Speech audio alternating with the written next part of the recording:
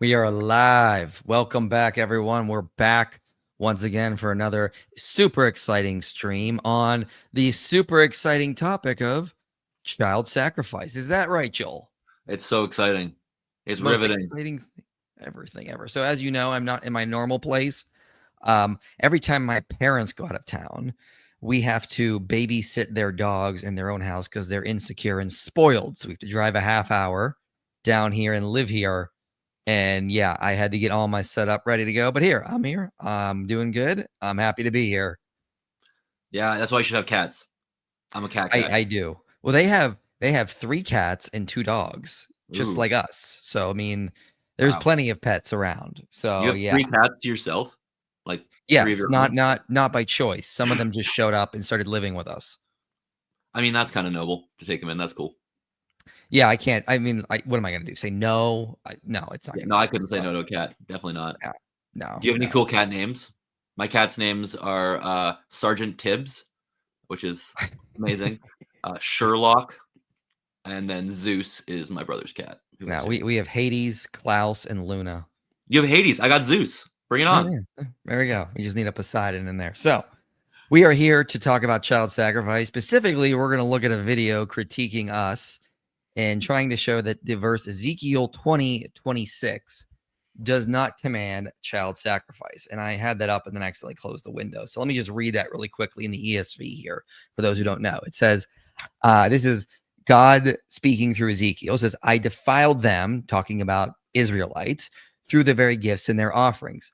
Let me back up here. I defiled them through their very gifts in their offering up all their firstborn, that I might devastate them. I did it that they might know that I am the Lord. So when we read this, we go, is God like giving Israel bad laws to like make them engage in child sacrifice? Like sort of like, aha, like you rejected my laws. Yeah, let me get that in there. You rejected my laws, and fine, I'm going to give you bad laws where you're going to start sacrificing your children. And so people kind of go, well, wait a minute, what's going on? This is kind of odd. Now, last time we sort of covered this in more detail, and we're going to look more at criticism, but we relied heavily on a paper by Hans and Bergsma, which basically argued that, like, if you look at this, you don't actually see the word child in here. You just see firstborn, first offspring. So the argument we made is that if you read the whole chapter in context, Ezekiel 20's moving from the story of the Exodus to right before the conquest. And right before this, we find out that Ezekiel's moved to the time period where we're on the plains of Moab. And what's happening on the plains of Moab is they're being given the book of Deuteronomy. In Deuteronomy, there's nothing you could ever remotely use to suggest that Israel was given laws that would be commanding child sacrifice. Instead, they are given more like relaxed laws about sacrificing firstborn animals. In the Leviticus, you have to go all the way to the temple. But in Deuteronomy, you can just spill the blood out wherever you are. I'll correct you a little bit on that. I'll correct you a little bit. Go ahead. Yeah, just mix something up in your head there. Okay. No, so they in Deuteronomy, you bring firstborn animals to the temple. In Leviticus, all slaughter needs to be brought to the temple, and so that's the distinction. Yeah, just you think you're just recounting and you slipped it up. That's fine. Yeah, that's what's going on. Yeah, I totally said it wrong in my head, and then that didn't sound. So you get the idea. So if we know, so what we do is when we read Ezekiel, we tend to assume he's talking about children, but that we're kind of Han and Bergman point out in their paper that no, it's probably talking about firstborn animals and the relaxed laws of Deuteronomy, which Ezekiel seems to think they're sort of like a compromise with like a sinful Israel. The pure, the really good laws were in Leviticus, and then Israel sinned. They got Deuteronomy as a replacement, which wasn't as good. You get the kind of idea. It's similar to Jesus saying in Matthew 19, you were given a law of divorce because your hearts were hard. It's not what I originally wanted, but I had to sort of work with this stiff-necked people. Something similar is happening here. So does that pretty much cover kind of like a general summary of what's going on in Ezekiel here, according to Hans and Bergsma? Yeah, Han and Bergsma. Yeah. So if anyone wants to know, it's Han and Bergsma, What Laws Were Not Good, a canonical approach to the theological problem of Ezekiel 20:25-26 from 2004 in JBL. And yeah, you basically outlined it there. That's sorry for this. Oh, that's fine. No, yeah, that's essentially the argument. I said it right in my head, but the words just didn't come out right. So we got some criticism from Dan McClellan, Kip Davis, and Keith Durrell, very brilliant scholars. Wouldn't deny them of that at all. Especially Heath in this context, because he wrote a book on this. He wrote Child Sacrifice in Ancient Israel. So in 2017 or 2018. Yeah. So he is very educated on the matter. Yeah. The biggest problem though is, and I think Joel will agree, we were talking about this, is they don't steel man the position of ours whatsoever. I mean, like there's factual errors they made. They're getting our position wrong in so many ways, and our understanding of what we're arguing here. At one point, like, unfortunately, Kip says he didn't even read the paper by Hahn and Bergsma. And like, I was like, okay, well, I mean, if you're going to do a response, I figured that'd be kind of a given, because you want to try to steelman as best as possible. Like when I was debating Phil Zuckerman back in November, I read like 2 of his books, several of his papers. So I was like, I got to get his position down. And even then I would still be fine if he said, no, didn't get that right. Here's why. But I mean, like, it just feels like, and you can say what you want here, but like this was a lot of straw man arguments. My power just flashed. Hopefully my power doesn't go out. That would be brutal. Mm-hmm. We'll get there in our discussion, because we're going to kind of walk through it. We're going to really, what you said about our summary, we'll listen to them, and then I'll kind of provide a more in-depth summary as we go again, and kind of rehash the issues. But yeah, there were some issues in comprehending what we were saying. I don't know whose fault that is. I don't know exactly what happened there, but like in our last video, we noted they didn't understand what I was saying about Exodus 22. And so it was pretty problematic because they just didn't follow the argument. And then here as well, there were some issues that we'll bring up where they don't really get the argument, or if they do get it, there are some factual issues when they're approaching the data, which I'll show you. Yeah, I can show you all that. Yeah. Real quick, we'll get to some of your super chats here. Thank you for becoming a member, Cole. He asked, any resurrection debates this year? No, and I have a hard time with that, because I feel like there's a lot of presuppositions to go into that. Like, I could start debating the resurrection, and then like if someone says, well, I don't even think Jesus was buried, I'm like, well, hold on, we got to back up and do that. Or I think the background knowledge requires already arguments for God's existence, and if you're debating an atheist, they're not going to have that. So yeah, I could do maybe him in the future, but it's going to be kind of hard to do, I'd say. So he also says, planning to go to seminary for biblical studies, do you recommend any schools? Axe seminaries in British Columbia, because I work there, and Northwest Seminary and College, because that's the place that I'm on faculty. So help, it burns when I pee. That's because I spit fire, Trash Panda. It's because I spit fire. So I don't know what you want. You just make the joke yourself. Congrats on your recent debate, Mike. The comparison of medieval Europe versus modern Islam came up, and you argued they aren't the same. Any resources? Yeah. Wow, where to begin? The Rise of Early Modern Science by Toby Huff is a great book. Edward Grant's The Foundations of Modern Science, a good one there. Read Tom Holland's book Dominion, and then The Shadow of the Sword, which is his other book on Islam, I'd say there. So start with those. That's a good place. The Worlds of Medieval Europe by Richard. Crap, I can't remember his last name, but yeah, The Worlds of Medieval Europe is also a pretty good one. Michael, I wish to thank you for your ministry and what you do and what you've done for the faith. Well, you're very much appreciated. Thank you for that. With that being said, a comrade of mine said, life and love doesn't matter because we die at the end. Thoughts? Not on Christianity. It's what we do matters and goes on to keep soul building as we continue on into eternity. So yeah, it absolutely does matter. That would only be the case if when we die we go out of existence, which is not true there. I don't know if you noticed, Joel, but someone just gifted 10 Joel Correcco memberships. What does that mean? Well, do you have memberships for your channel? I think I do, but no one has ever signed up. How much are they? I couldn't tell you. I don't know. I set it up so long ago. Well, you just got 10 of those. So they're like $2. That's like $20. So look at that. Wow. Well, thank you. I really appreciate that, Jack Ray. That's really cool. You're the first person to ever do that. So you can have that. You can have that trophy on the shelf. Excellent. So, all right, let's get into the response here a little bit, and we'll get to some more super chats in a bit. I need to remove you. I need to add this to the stage. Okay, so here's their response.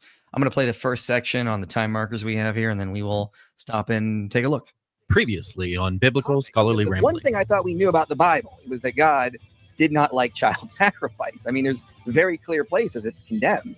I have the gentleman with me who has literally written the book on child sacrifice in ancient Israel. It's called Child Sacrifice in Ancient Israel, Professor Heath Durrell. Child sacrifice seems to be under the surface of a lot of different parts of the Bible. You got so many different people saying, don't sacrifice your child because of this, don't sacrifice your child because of that. On the one hand, yeah, you're saying don't do it, but on the other hand, why are you saying it? If no one would ever think to do it, you don't need people telling you to stop. This was something that did go on, and they obviously perceived some kind of benefit in a world where infant mortality was probably well above 50%. Maybe a sacrifice like this was perceived to ensure that your future pregnancies were more successful. There were reasons that this happened. The fullness.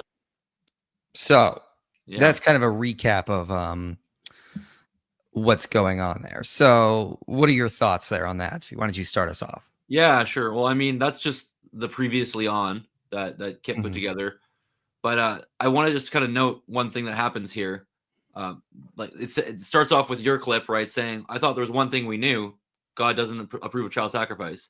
And then the edit is them talking about as though we said Israelites don't do child sacrifice, or no, there was no child sacrifice, which is actually not what we were saying at all, right? Like you were saying God in the Bible, child sacrifice, no. They respond with, oh, they're saying that there was no such thing as child sacrifice in ancient Israel, which that like we agree that there was child sacrifice in ancient Israel, and they're making these laws to stop people from doing child sacrifice around them. Prophets, legal materials, they're all railing against this, and if it weren't happening, they wouldn't be doing it.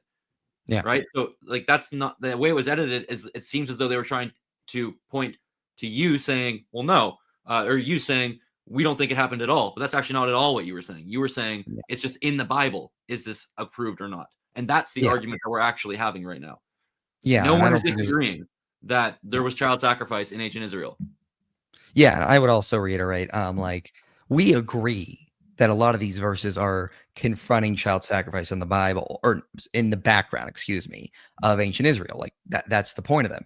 But that doesn't mean there was some earlier layer to the biblical text, like in Exodus, for example, where it was actually perceived to be commanded by God. They could just be addressing earlier, like Israelite beliefs from before the biblical scriptures were being written, or stuff from the surrounding culture, these kinds of things. That doesn't follow is what I would say, but we can move on to that point. That's just a minor issue there. So move on to the next timestamp here. A lot of this stuff is what's interesting is this video is 57 minutes, but like 40-45% of it is just clips of us. So hats off to them for playing a lot of stuff in context. I thought that I wanted to point that out. Yeah, totally. It was a lot of clips of us, which we won't play those necessarily. I'll just briefly, just to make sure. I mean, you've kind of already covered. If you want to hop to my slides, I'd appreciate that. You want to do that now? Well, I mean, because my first slides are just covering the issue, and we're about to hop to Dan talking a little bit further. Okay. So just so everybody's on the same page, that their claim is that this verse refers to laws in Israel's past that were given by God, which allowed and commanded child sacrifice. God gave them these laws to stun them, and there's a lot of different ways that this interpretation gets conceptualized in the literature. But the basic understanding is God gave laws saying, yes, child sacrifice, and they stunned them. That's their claim, okay? Then our basic claim, just to reiterate here for everyone, is this. Is that the not good rules and regulations by which they will not live refer to laws in Deuteronomy, which change the standard of holiness away from the laws in Leviticus regarding sacrificial firstborn animals. Because that's the difference between Deuteronomy and Leviticus. And that's the law being given on the plains of Moab. So it's Deuteronomy. So it's this change, this concession, this difference. And that is a stunning thing. And we'll get into why that's stunning a bit later. So essentially, that's where we're at. That's what we're talking about. And then we'll hop into discussion that they give. Excellent. All right. Let's get back into this video here. They might know that I am Adonai. And the phrase for offering up all their firstborn there is Passover.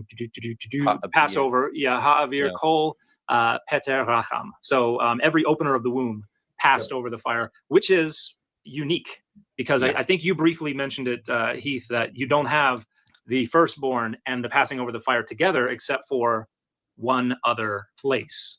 And isn't that Exodus 13? So in Exodus 13, the avar is usually, we're getting so let's stop there. You had some interesting notes on this. Why don't you dive right in? Yeah.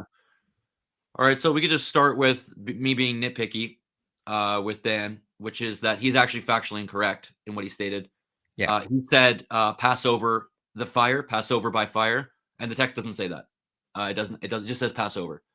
So it's very possible he could have misspoken here, but that's not in the text. In fact, if you throw up my slides, you got it. There you go. I can just show you that is factually incorrect. Yeah, I kind of had to stop the video at this point because I watched the video before I looked at your notes, and I was like, okay, maybe I'm missing something, because I went and looked at the Hebrew a little bit as best as I can. I'm like, I don't see that, but I might be missing something. So I was happy that you confirmed my suspicions there. Yeah, so that's a nitpick. They don't say, neither text, Ezekiel or Exodus, say pass over by fire. They just say pass over. And I'm translating as transfer there, and I'll speak about that in a moment. So you can see that that's the case. Terminology is less specific here. I don't think this is a big deal, as you could talk about child sacrifice without the phrase ba'esh, in the fire, through the fire. So I'm not saying that phrase is necessary, but I think it's important in another sense, because we need to be very careful with what language we find in these texts. Yeah. I want to be as precise as possible. I want to go through all the data, and I want to try and make a concise and accurate statement. So what do I mean as well?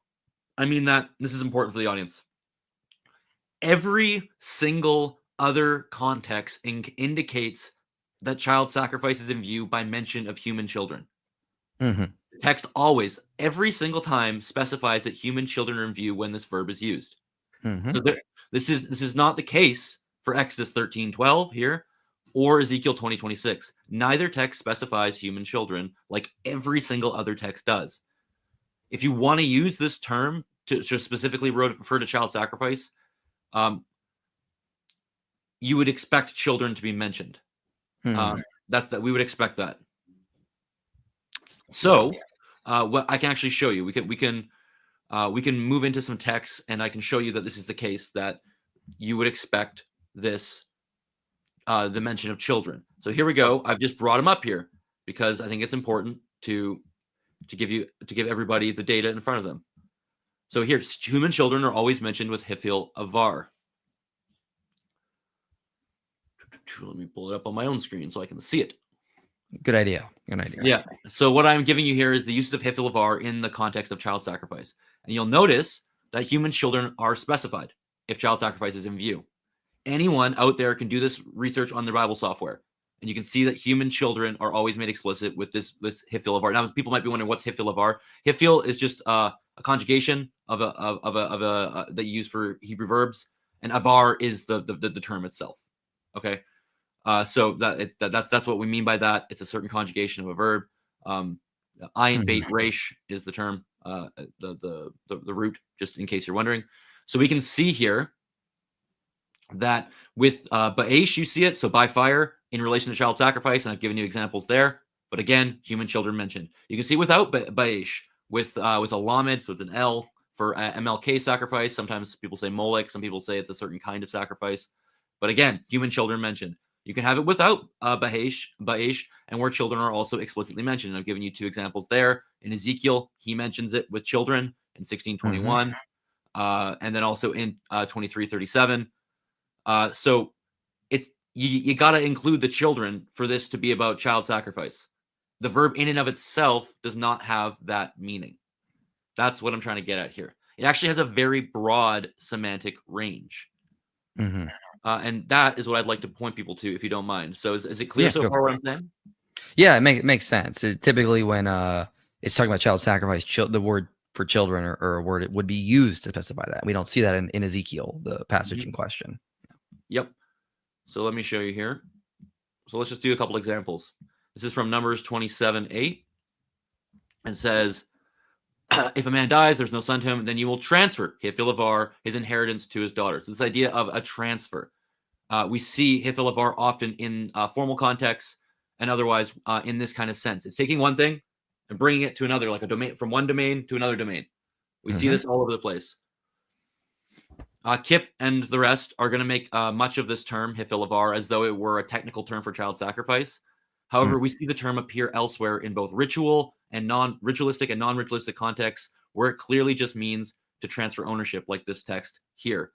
This is an obvious case where Hifelavar just means transferring something from one person to another. So if we went to the next example I have here, I'll just push through a few so that everybody can see it. Same thing goes here. Thus may God punish Abner if I do not accomplish what Yahweh has sworn to David, to transfer the kingdom from the house of David. Hifelavar. Again, the idea of bringing from one to another, from one domain to another domain. Let's do another one. This is a really important one because this is in a cultic context. Only the gold and silver, the bronze, the iron, the tin, and the lead, everything that will go through the fire, you will transfer through fire, and it will be clean. So this is Hifelavar with Ba'esh, with that phrase. And so this is a ritual context, a ritual referring to offerings. And here we have a case where items from war were transferred by fire into a state of ritual cleanness, which means, importantly, that they could enter sacred space. Right. Which means they're in the possession of Yahweh now. They were transferred to him and his temple. Notice here that transferring by fire is not a technical term for child sacrifice, since objects here are transferred by fire. If we're allowed to use Numbers 18, another passage about firstborn animals offered to Yahweh, we see that the base idea behind Hifelavar in Exodus 13 is just talking about transfer to the temple, because the offerings of the firstborn animals are shared among the altar and the Levites. The firstborn animals are transferred into the domain of Yahweh in the temple for consumption, used by priests as part of an offering to God. So the term appears to just mean transfer to somebody else's domain. It's not a term for child sacrifice in and of itself. So let's do another one here, or should I say a conclusion here. So I'm going to back up. Let me be clear. If child sacrifice is in view with Hifelavar, the text always specifies this by mentioning human children. Neither Exodus 13 nor Ezekiel 20:26 specify children. In fact, Exodus 13 refers to both humans and animals in the transfer, and the humans are not killed. They aren't. So the verb in a context of not being killed. The most basic way to read Hifelavar is then in its sense of transfer, something like that. In Ezekiel 20:26, the text also does not state that human children are being transferred. You'd have to look to other evidence for that claim if it were true. But as it stands, the verb is not in itself a technical term for firstborn child sacrifice. And Kip will admit later on in the video that, it's a very broad term with a broad semantic range. So on top of this, what's interesting, again, about Exodus 13 and Ezekiel 20:26 is that these texts do not specify transfer by fire. They just say transfer. It's broad language. Right. Not that that's the most important thing, but it's interesting that it's broad language. So there's no mention of slaughtering children, and it just uses this broad term transfer. Transferal of ownership also involved redemption, as in the case of the human firstborn, and actually unclean animals as well in Numbers 18. So again, just into the property of one person, and then what's going to happen with that, we'll see. It depends. Yeah. Interesting again. Sorry, go ahead. No, it makes total sense. That's all I was going to say. Yeah. Some of the firstborn animal sacrifices belong to the priests, and some to Yahweh when it came to these offerings. You can see that in Numbers 18. So the offerings did not fully go to Yahweh in the sense of as a sacrifice or as burnt up or something, which does not parallel, as far as I can tell, child sacrifice, which as far as I'm aware, and I could be wrong here, they were entirely consumed. Like for example, you get the Olah offering, which is what Isaac is portrayed as, which is a whole burnt offering, like complete consumption. And I can't remember if he talks about not whole consumption offerings, but I thought they were all fully consumed.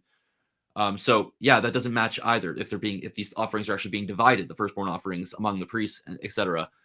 You could argue though that being given to the temple was still tantamount to being given over to Yahweh completely. But I digress. It's not at all clear to me that the technical language for child sacrifice. It just goes back to what Joel Baden was saying on his Twitter feed that we showed in the last stream, which is transferring over could just be for service, not necessarily going to kill. So yeah, it's the same kind of thing. It just seems too much general language to necessarily be referring to child sacrifice. Yeah, no, I agree. So that's my comment there for now. But they'll say some more about this so we can play. All right, yeah, let's play a little bit more here. Is usually we're getting technical in Hebrew. The Hifil of Avar is usually used in reference to the Molech sacrifices. Right. So it's usually referred to, it's a type of child sacrifice, but it's not usually used in reference to the firstborn sacrifices. Now there's okay. So he says that the Hifelavar is usually in reference to the Moloch sacrifices, but not usually use a reference to the firstborn. What are your thoughts on that there? Yeah, I mean, it's just kind of more of what I said. I think he's assuming his conclusion here. There's no Yeah. evidence for Hifelavar to being a term for specific firstborn child sacrifice outside of the text in discussion. So he's just assuming that's what it is here. It's more parsimonious to assume that Hifelavar just means transfer and has no relationship to technical firstborn sacrificial language. Heath does go on to say that Ezekiel and Jeremiah mix up, like you said, the firstborn sacrifices and MLK or Moloch sacrifices, and the technical terms are lost. But again, I think he's just presupposing that Hifelavar referred to firstborn sacrifices as some sort of technical term. But it's just everywhere, like it's all over the place. It's not. It doesn't appear that way. Now they go on. Did they mention the Peter Rechem stuff in that clip? I don't think so. No. Yeah. They do say so. We won't play it, but they do say there's this idea of Peter Rechem, that which kind of like drops from the womb, with that which opens the womb, I should say, that which opens the womb, and that is used, refers to firstborn offerings, and he makes this connection with that. However, and then they say, okay, Hifelavar plus this term, well, then it must be. But the thing is, that same term, Peter Rechem, is used without Hifelavar elsewhere in firstborn context as well. It appears in Exodus 13, Ezekiel 20, yes, but also Exodus 34, Numbers 3, Numbers 18. They all use Peter Rechem, that's what opens the womb, in reference to firstborn matters without the verb. So again, all I'm trying to say is, it doesn't matter that you have one like this phrase and the verb. That's irrelevant. It doesn't make it a technical term. We have this phrase elsewhere with firstborn stuff. We don't see the Hifelavar. And Dan will go on to point out that the only place in the Hebrew Bible with Hifelavar followed by Kol Peter Rechem is Exodus 13 and Ezekiel 20, which is exactly what we're trying to say. Ezekiel seems to cite Exodus 13, a context that explicitly does not refer to only human children. It refers to all firstborns. And so Peter Rechem just means that which opens the womb. You can't assume Ezekiel is referring to human children. He's drawing on firstborn legislation from Exodus 13. Ezekiel is a text which explicitly states not to kill human children. Yeah. Right?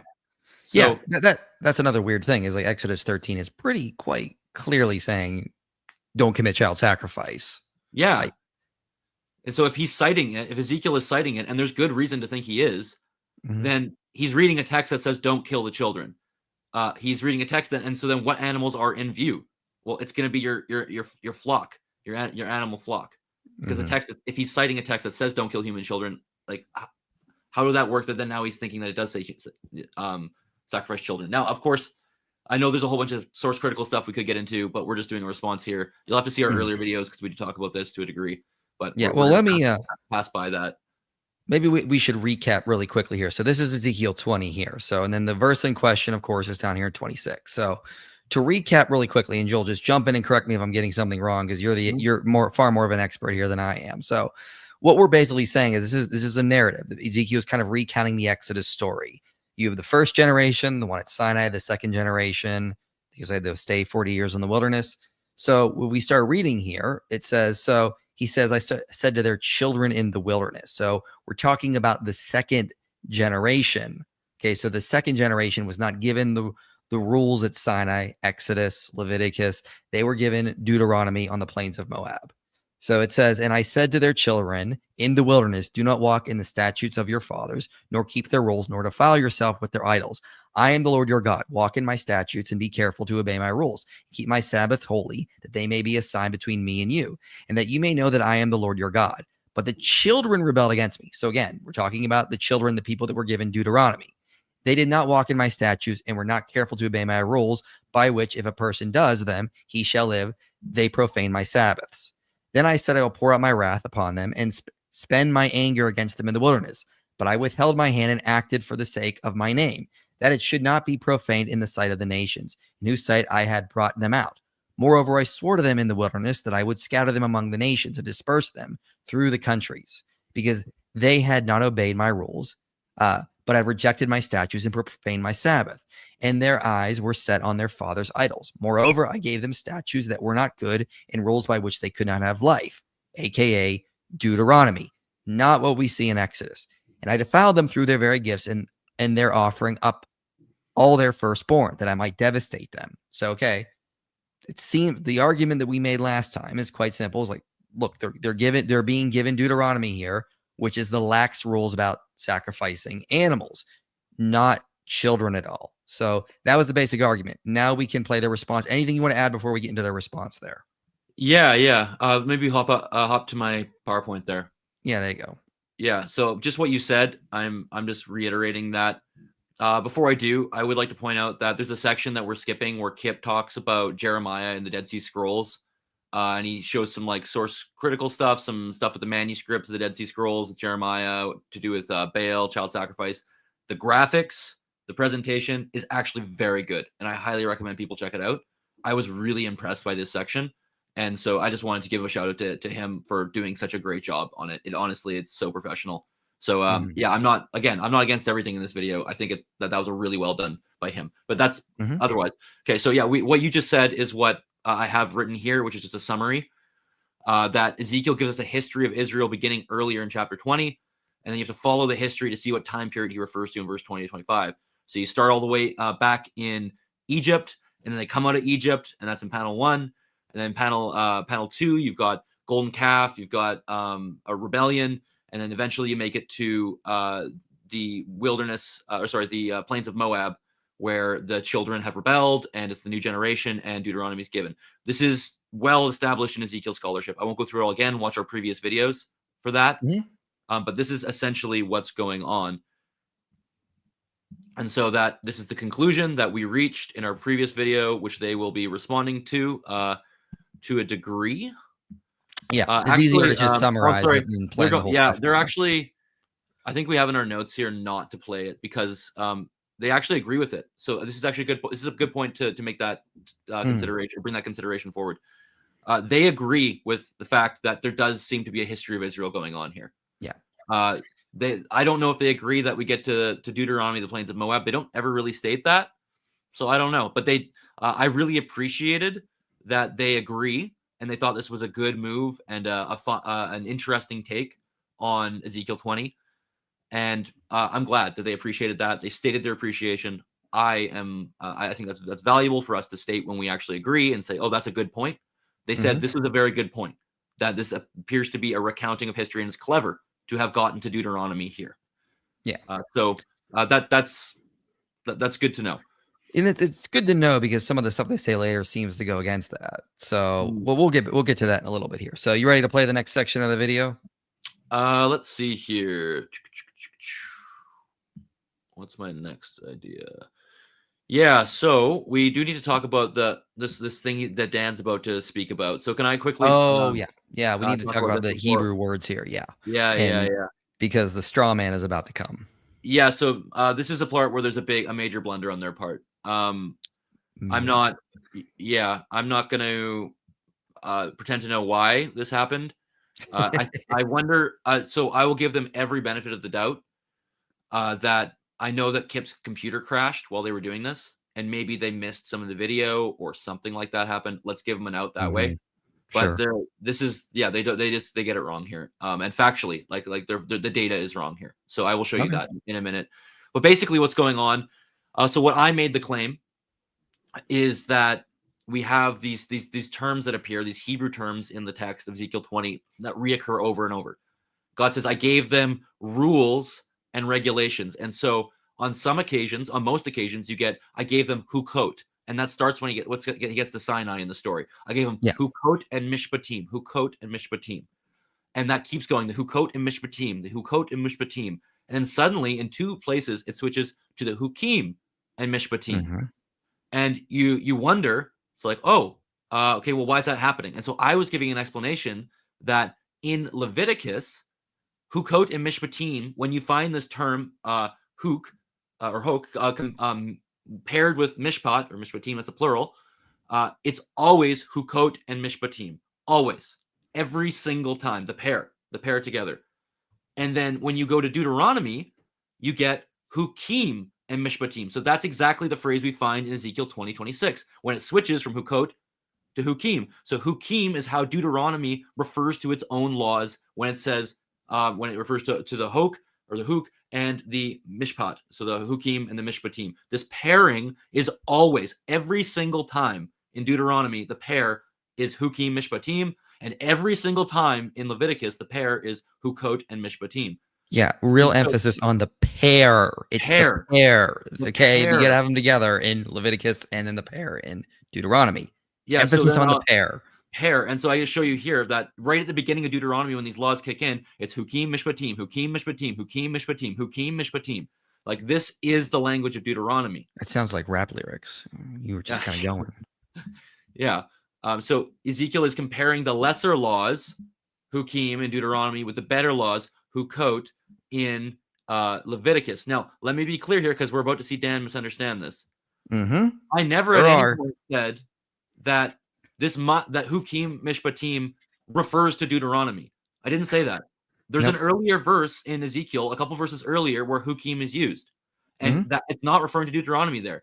What I did say was that the best laws are called hukot, the Sinai laws are called hukot, and anything that's not Sinai is hukim and mishpatim, or hukim. That just so happens to align with exactly what Deuteronomy does. And so again, it's not saying just Deuteronomy, it's just lesser laws, things that are not the pristine, beautiful laws of Leviticus that Ezekiel loves. And we know Ezekiel loves those laws. We established in a previous video, and they agree in their own video, in the response, saying Ezekiel prefers like laws that you find in Leviticus, for a very basic way of phrasing it without referring to other matters. They agree with that. So that's the issue. And when we get then to here, the hukim mishpatim, he's using the phraseology of Deuteronomy, and he's talking about lesser laws that aren't the hukot and the mishpatim, the pristine Sinai Leviticus laws. That's what I was saying. And then now we can cue Dan. Okay. So 2630, correct? Great question. I don't have that in front of me. Yep, 2630. Yep. All right. That's what I thought. Just want to make sure. Takes place in the Sinai panel, where Yahweh gives them hukot v'mishpatim, laws and instructions by which you shall live. Mhm. And then he wants to draw a distinction between those and what appears in, I believe it's verse 25, where Yahweh then says, I gave them statutes and laws, but here it's hukim v'mishpatim. And very cleverly, and this is Han and Bergsma here, right? This is their argument from the article, that this, I actually don't think it is. This is actually my argument. in the first word, from the feminine plural. Well, I mean, he didn't read the paper, so how? I'm trying to remember. It's been about, I haven't read it in a little while, but I'm pretty sure this is my own thing that I brought in, or at least maybe it's just like a footnote, and then I've actually fleshed it out. But anyways, yeah. To the masculine plural is really significant to the retelling of this story. And this has to do with a different set of laws, a different set of regulations from these hukot v'mishpatim. And I have to say too, I kind of like that as well. I don't know what you guys think about that, but I like this idea that this change in the verbiage there on the part of the author is signaling something different about the law code that he has in view when he's discussing verse 25 and 26. So I'll say I think there is absolutely a code switching going on there, where the use of the masculine plural is indicating distinction from the laws that are good, the laws by which they might live. However, I think going outside of Ezekiel and saying, oh, this is all D, is shooting well beyond the mark, because you don't even have to go outside of Ezekiel 20 to find another masculine plural use of hukim. You have it in verse 18, which is not a reference to the Deuteronomistic laws, where it says, I said to their children in the wilderness, do not follow the statutes of your parents, the hukei avotechem. So that is masculine plural, hukim, and nor defile yourselves with their idols. And so I don't think we have to go, where can we find this, why there's using this bizarre masculine plural. Ezekiel uses the masculine plural outside of that as well. You have it in Ezekiel 11. You have it in Ezekiel 36. So it's not like this is our super secret decoder ring, activate Deuteronomistic criticism. This is just saying, yeah, the stuff they did before, not good. The stuff I gave them, good. And it's like God is saying, you want some laws to live by? I'll give you some more laws to live by. Here are the bad ones. So I think what it's suggesting is that things like Exodus 22, 28, and 29 are these punitive overlays, where you won't listen to me, so fine, I'm going to give you these laws right here, and I'm going to show you who's boss. I mean, that is a far more parsimonious, far more simple explanation of the distinction of the masculine plural and the feminine plural. That, I think, satisfies the Occam's razor a lot better then ginning up this notion that the Deuteronomists were being condemned by Ezekiel, and he suggested they were child sacrificers or something like that. So, yeah, that would be more parsimonious if that was the argument we made. Yeah. But that is not what Joel said at all last time at all. No one said the Hukim and Mishpatim is activating Deuteronomy As a anytime Dakota we ring. see that. It's the Dakota ring. Like, this is a Yeah. total straw man. And even you put in your notes, this was not my claim. And then when I was reading through your notes, I underlined it, highlighted it, and made it bigger because I'm like, yeah, obviously. Like, Yeah. it's like, come on, guys. This is a total straw man. It's completely misunderstanding what I said. And frustratingly so, to be honest. It's just like, that's not my argument. I patently stated that was not my argument. I readily acknowledge that Ezekiel 20:18 uses the masculine plural. Like, I say that in our video. I talk about it. So I said that in the video. My claim was that Ezekiel in chapter 20 uses the feminine plural ending as a way of pointing out what are the best laws, the laws that he likes the most, which are the laws in Leviticus. When he uses the masculine is a means of pointing out laws he does not prefer. And it just so happens, so that's the laws in 2018, the laws of the parents, doesn't prefer. Deuteronomy doesn't prefer, both masculine plural. But it also just so happens that Deuteronomy uses the masculine to refer to itself. It also just so happens that in the narrative of Ezekiel 20, we're in the plains of Moab where Deuteronomy is given. Dan did not understand my argument. There's no Dakota ring. Ezekiel is just explaining the grammatical gender as, it's not explaining, exploiting the grammatical gender as a rhetorical device. The best laws are the Hukot. The lesser laws are the Hukim. Mm-hmm. Nothing compares to the fine Sinaitic law. Heath actually goes on to make another statement in this regard, and he makes a factual error in this, and I think this is really important to point out. So if you want to play 34. Yeah, real quick, I just want to say, on terms of parsimony, though, which is in reading this passage, we have to take into account the narrative structure. It's far more parsimonious, Deuteronomy's in view, by the time you get to them talking about the children, and therefore verse 26 of Ezekiel. Why? Follow the sequence of events. Why would Ezekiel talk about the laws he gave to the children after, on the plains of Moab, the children, and then go, yeah, that was actually Exodus. No. That's actually ad hoc. You've added an assumption that for some reason Ezekiel jumps back to that. So contra Dan, he's wrong. It's actually, this view is far more parsimonious because you don't have to take this view that we jumped away from the laws or the rules and the statutes given to the children to what was given at Sinai. That's another assumption that's not in the plain reading of the text. And or if you wanted to imagine a different law set that we don't have, because they would posit that as well. But still, you're not following the narrative at that point. Then you're now positing, oh, it's referring to some other laws we don't know about, whereas the context is plains of Moab. Right. So we know of laws that are given in the plains of Moab. We know of laws about firstborn animal sacrifice that are given in the plains of Moab. Like, that makes far more sense. This is such a far more parsimonious reading than the child sacrifice reading. So let's jump to Heath Durrell. Again, brilliant scholar here. Let's see what he has to say. Yeah, I would be much more. So, I mean, the essential argument, it rests on two. Can you tell us about Han and Bergsma's article and then some of your problems with it, Heath? Yeah, that'd be great. So it rests on two major foundations that I see it resting on. One is this masculine versus feminine, Hok versus Hukah, right? And if it were the case that every single time that Deuteronomy talks about a statute, Deuteronomy called it Hok and Hukim, masculine.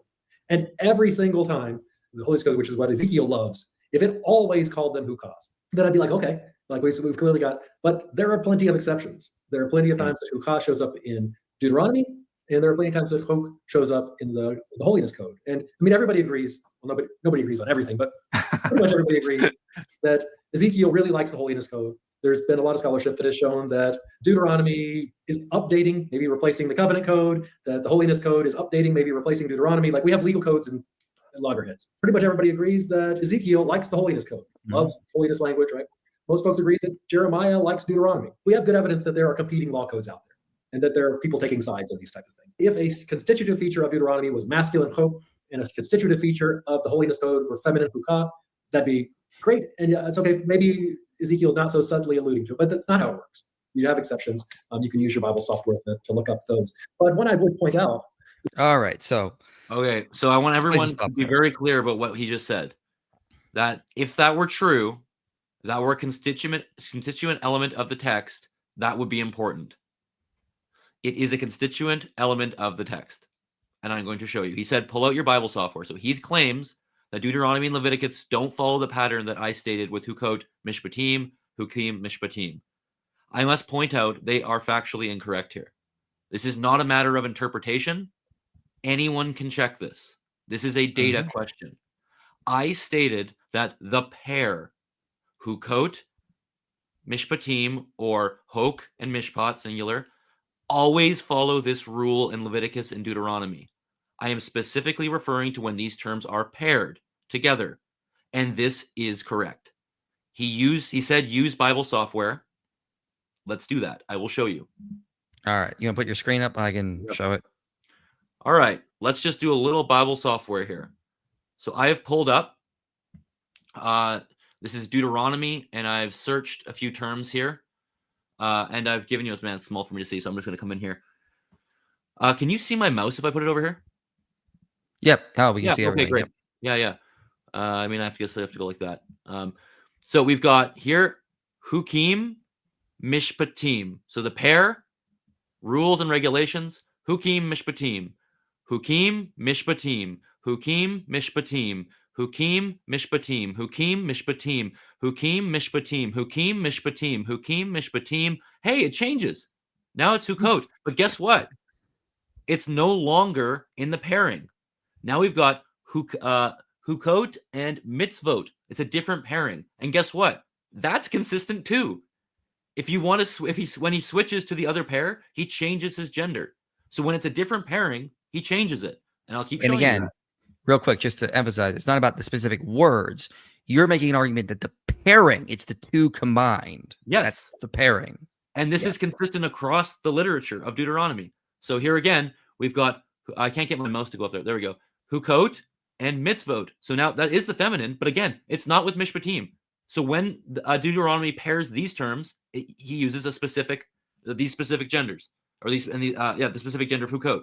But when he does Hok and Mishpat, it's always, every single time, Hukim and Mishpatim.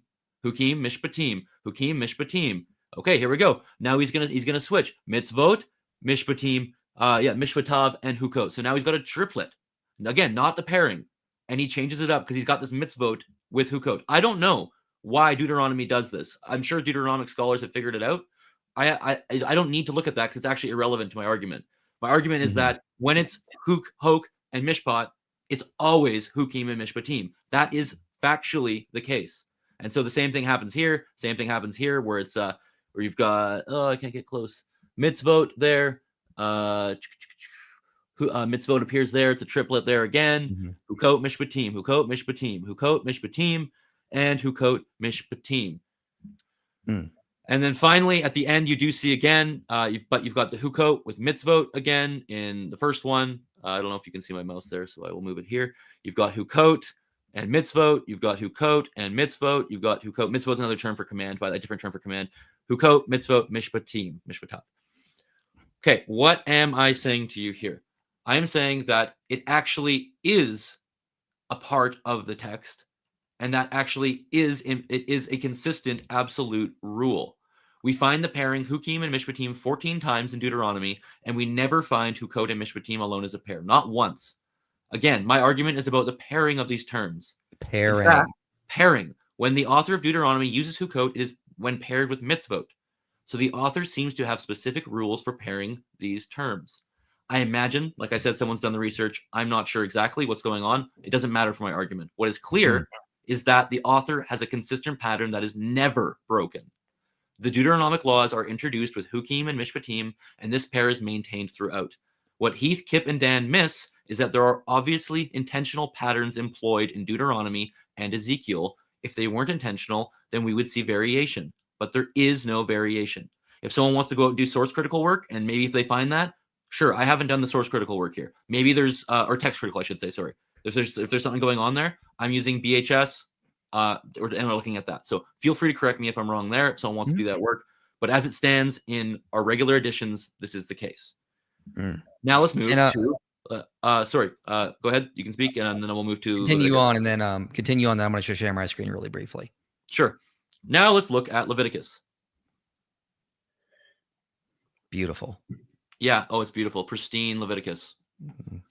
So the blue is masculine, mishpatim, and yellow is feminine hukot. We see that Ezekiel only pairs the feminine hukot when using these terms, hukot and mishpatim, in a pairing. And he does so in what section of laws? The exact section that we see him repeatedly cite in Ezekiel 20.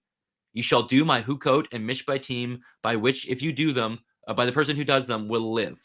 So you can actually see that, by which, up here, the person who does them will live, which is actually what he's going to flip and reverse in Ezekiel 20. By the person who does them, he will not live, because it's not Leviticus. It's not these laws. And so he turns that phrase on its head. So we see that refrain, by which the person doing them, they shall live, repeated over and over again in Ezekiel 20. He is clearly referring to this set of laws. The person who does them, he shall live. This Leviticus section of laws, the holiness code section of laws. He's clearly doing that. He's drawing on the Sinai laws. It's the only place in the Hebrew Bible where this phrase occurs. The person who does them, they will live. Paul cites that in Galatians as well, right? And so he's certainly citing these laws. So let me be as clear as possible here.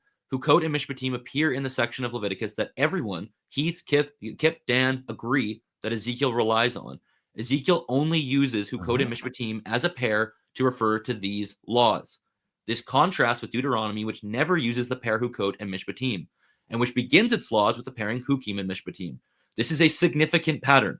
It is not random. Anyone reading these materials in Hebrew would see this pattern when engaging this literature. Again, I am not saying Ezekiel is doing a decoder ring thing here to refer to Deuteronomy, like Dan said. I am saying that Ezekiel is signaling laws which were not the best, like the Sinai laws, by using the pairing hukim and mishpatim. So to summarize, Ezekiel only ever uses hukot and mishpatim as a pair, and Deuteronomy only ever uses hukim and mishpatim as a pair. That is an absolute pair, absolute rule. I'm not speaking about triplets or individual terms. Here's an individual term. Here's a triplet down here. As a pair, this is the standard. It is the only thing that occurs. So Kip and the rest were factually wrong on the significant pattern. This is not interpretation. This is fact. This is, and again, if someone wants to go do text critical work, and maybe there's one that somehow in a manuscript is different, or like, I'm totally open to that, and I could be wrong there. But as it stands in the editions we typically use, is BHS. This is an absolute rule. It's not. If there was about variation when it came to the pairing, you would expect a difference somewhere. But this is consistent across the documents. So again, this is they missed this, and like I found this strange too. These are really smart guys, and I don't know if maybe they didn't. We were talking about, like, did they maybe not take this seriously, like the argument a bit? Because of course not.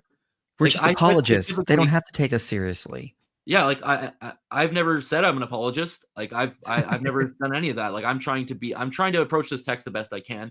I have my presuppositions. I have my biases like anyone else.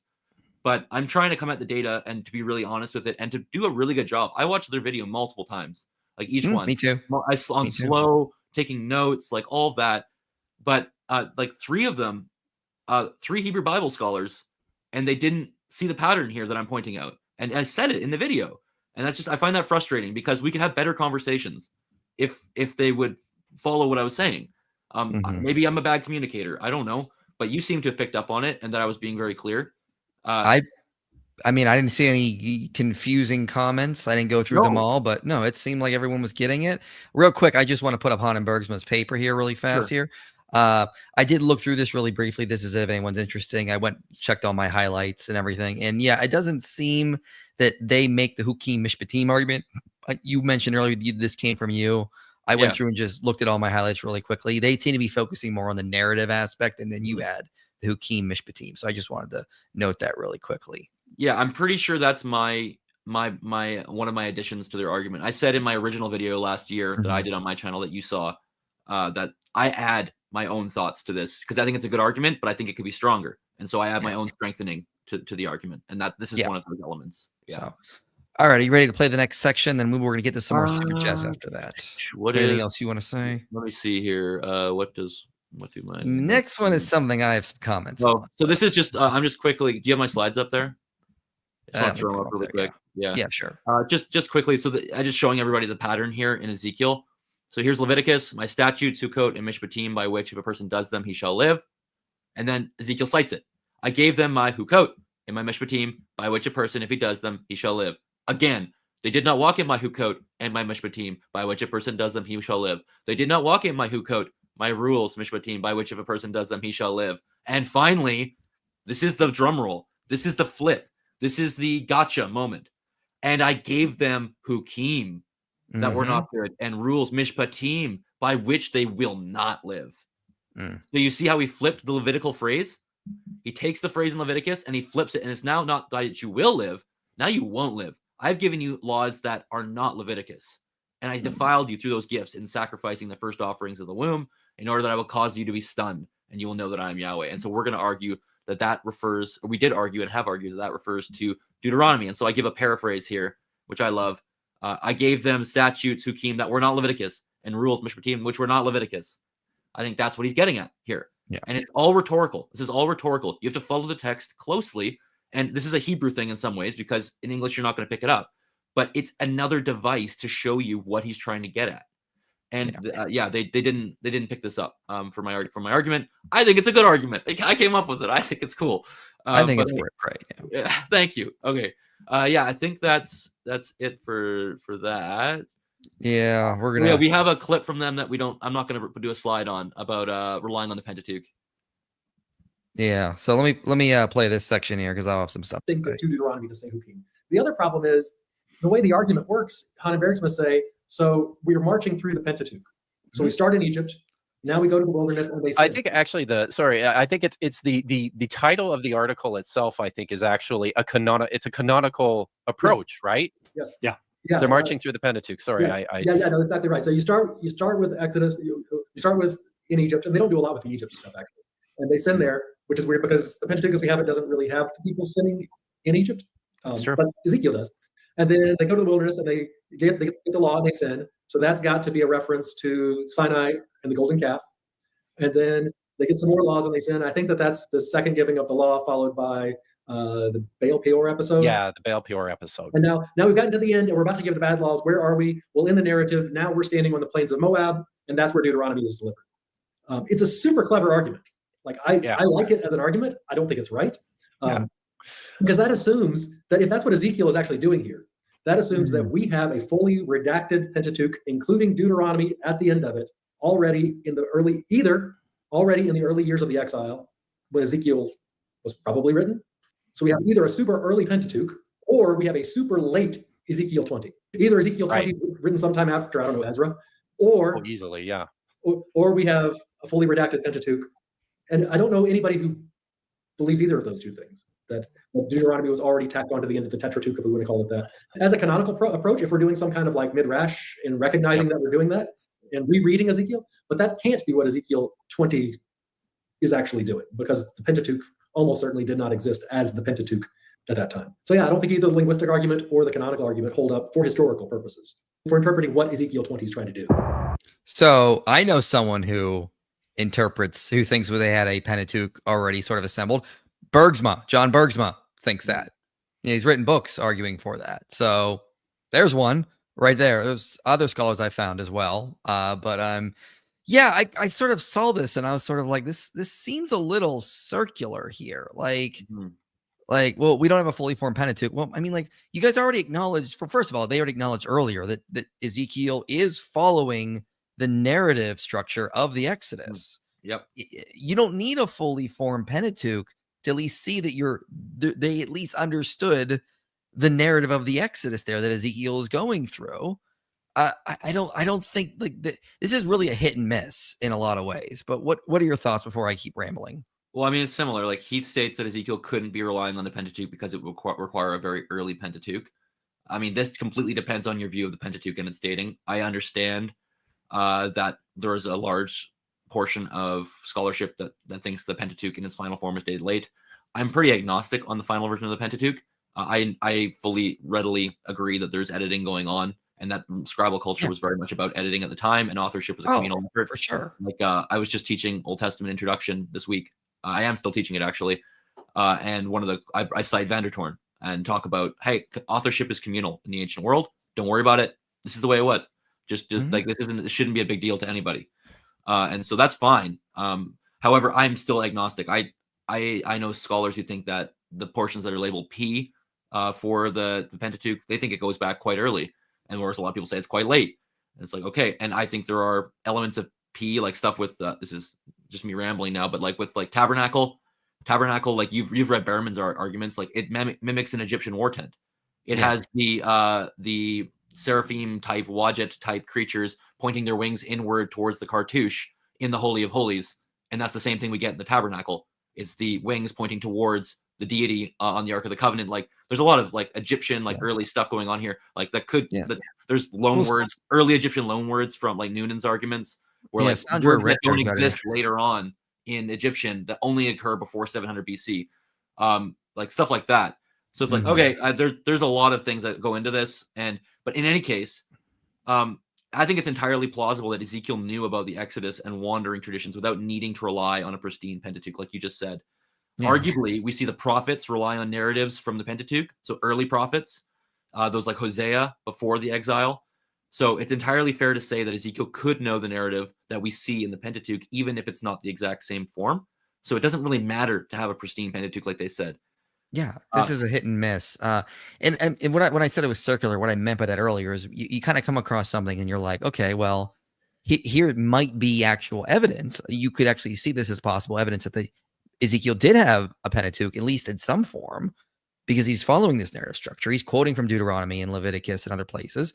But then they say, well, no, he didn't, because this wasn't assembled till later. So that can't be what's going on here. But that's just circular. Like maybe this should count as data that actually he did have something, at least in some sort of oral form. He had some sort of narrative form that we could see similar in what the Pentateuch, even if it was assembled later. So this is just a total hit and miss. What's funny, I'll just say this briefly. So I say this in my original video, the one you can see my channel for that.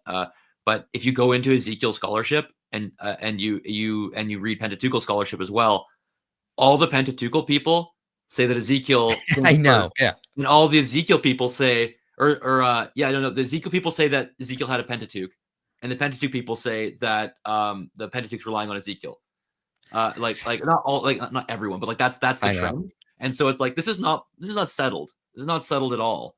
I tend to think that the arguments that the Pentateuch was using Ezekiel were just riddled with problems, because like it was like one of the, I think, I can't remember who it was who said it. It may have been David Carr argued that Ezekiel's taking passages from Leviticus and Deuteronomy, conflating them and adding in Zion theology. Why would the authors of the Pentateuch disassociate these passages and then remove a Zion theology? It seems far more likely. So I tend to favor with the people that say Ezekiel was using the Pentateuch. I just think the other way around just seems so ad hoc, so many additional assumptions. So, but yeah, that's another topic. I mean, you could date Ezekiel late if you wanted to. So we do see Ezekiel use much of the language of the Pentateuch in the form we have it. Ezekiel 20 cites Exodus 31 and the Sabbath law. That's only found there, which indicates he is relying pretty hard on the text of the Pentateuch. If we assume Exodus 31 wasn't written after, based on Ezekiel, like the same chicken and egg thing going on here. I won't go into that in detail, how Exodus 31 is used, but you can actually see this. And I think it was a private conversation with Kip, but he said, he's citing Exodus 31. You could see, like, he talks about, so it's like textual, quite clearly textual relationship to Exodus, which in this chapter in Ezekiel 20. But all this stuff, I mean, it just gets, I mean, like one of my main problems with, I think, a lot of like critical scholars is they'll say things like, well, there's another earlier layer in Exodus 13 that the later author of Exodus 13 is updating or responding to. And it's like, okay, maybe, but you just can't assert that as a fact. That's an hypothesis, and you can't treat your hypothesis as if it's the evidence for the hypothesis. I mean, at the end of the day, that's just, we're multiplying layers to the Pentateuch beyond necessity that we just don't have. And it just seems far more likely the author of Exodus 13 is not like updating an earlier text, but responding to cultural beliefs, perhaps. But that's just my one problem when it comes to a lot of these different layers, is it just gets so ad hoc in terms of, oh, well, he's responding. Ezekiel's talking about Exodus 13.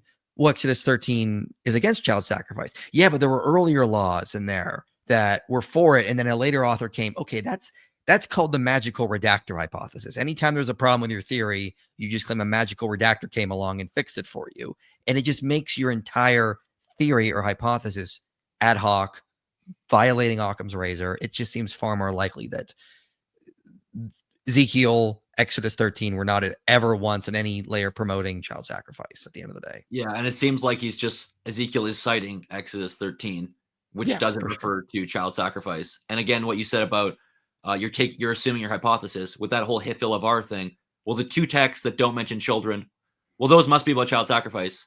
It's like, well, you're just assuming that. Like, they don't state that. They're at all. And so the other ones mention children. So you need to give me a case.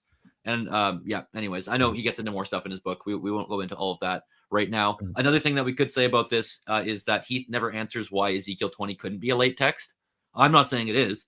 I actually don't really know. I know some people do think that when I was going through the scholarship, that they think Ezekiel 20 is a late text.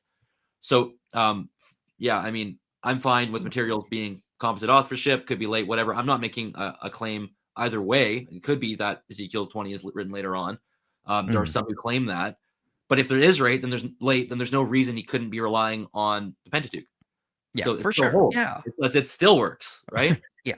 There's no reason to dismiss that Ezekiel is relying on the Pentateuchal narrative here. Like, they haven't proven their point. Could be an early Pentateuch with that before it get the one we find in like the narrative we get. Could be the same one. Could be a late Ezekiel 20. Our argument still holds on any of those, and people do hold those views. People hold to a late Ezekiel 20. People hold to maybe not a pristine Pentateuch earlier on, or that narrative earlier on. The prophets talk about that narrative earlier on. And unless we're going to say the prophets are all redacted and everything is redacted and everyone and everywhere, everything is the magical redactor for all forever and ever. Amen. Like, when will you let a tradition be a tradition ancient? Like, I mean, this stuff gets debated, but a lot of scholars think that stuff like Hosea, mentioning of the Exodus, Amos, and like they know some sort of like one of these traditions, however you want to land. So it's totally plausible that Ezekiel knows this baseline narrative. Yeah. Let's get to some super chats and we'll get back to the video. Hey, P, love your videos, man. You've inspired me to start reading scripture. That is great. So thank you. Don't understand why people can't have faith. Yeah. Pray, help them. I always encourage people to go to church, get involved in the Christian community, and then faith tends to grow through that, is what I tell people. Go and stare at the stars and don't stop. And then go look at the Hubble Ultra Deep Field and don't stop until you find yourself worshiping. That's my Aaron says, I'd like to join you in your ministry if possible. How may I go about doing that? Well, I appreciate that, Aaron. I don't know. I don't really have any open positions right now. I don't really make that much as it is. So like to pay multiple people or anything like that. I can't think of anything right now. I have people who spell check the videos. I have people who help me with my audio. I have some people that helping me edit right now. So keep posted, stick around. If anything comes up, I'll be sure to let you know. But yeah, maybe email me or something. Opinions on animating the 21.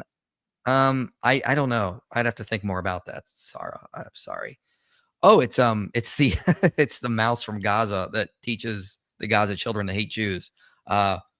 That's not the actual name. It's not Martyr Mouse, but why should we learn about the Bible from a guy who named himself intellectual property? That's great. That's a good point. You absolutely shouldn't. You should read all the scholars I cite.